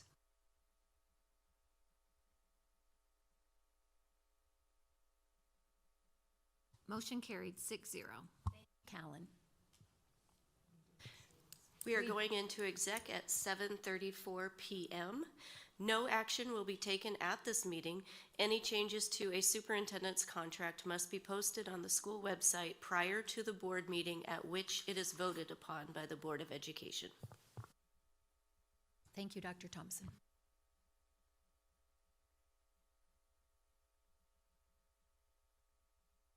Thank you, and thank you all of you that sat through this meeting.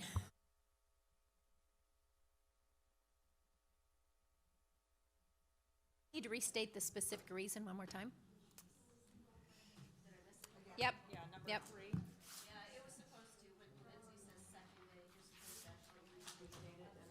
Okay. I know, it's listed, it's after roll call. We are going into the executive session for superintendent negotiations.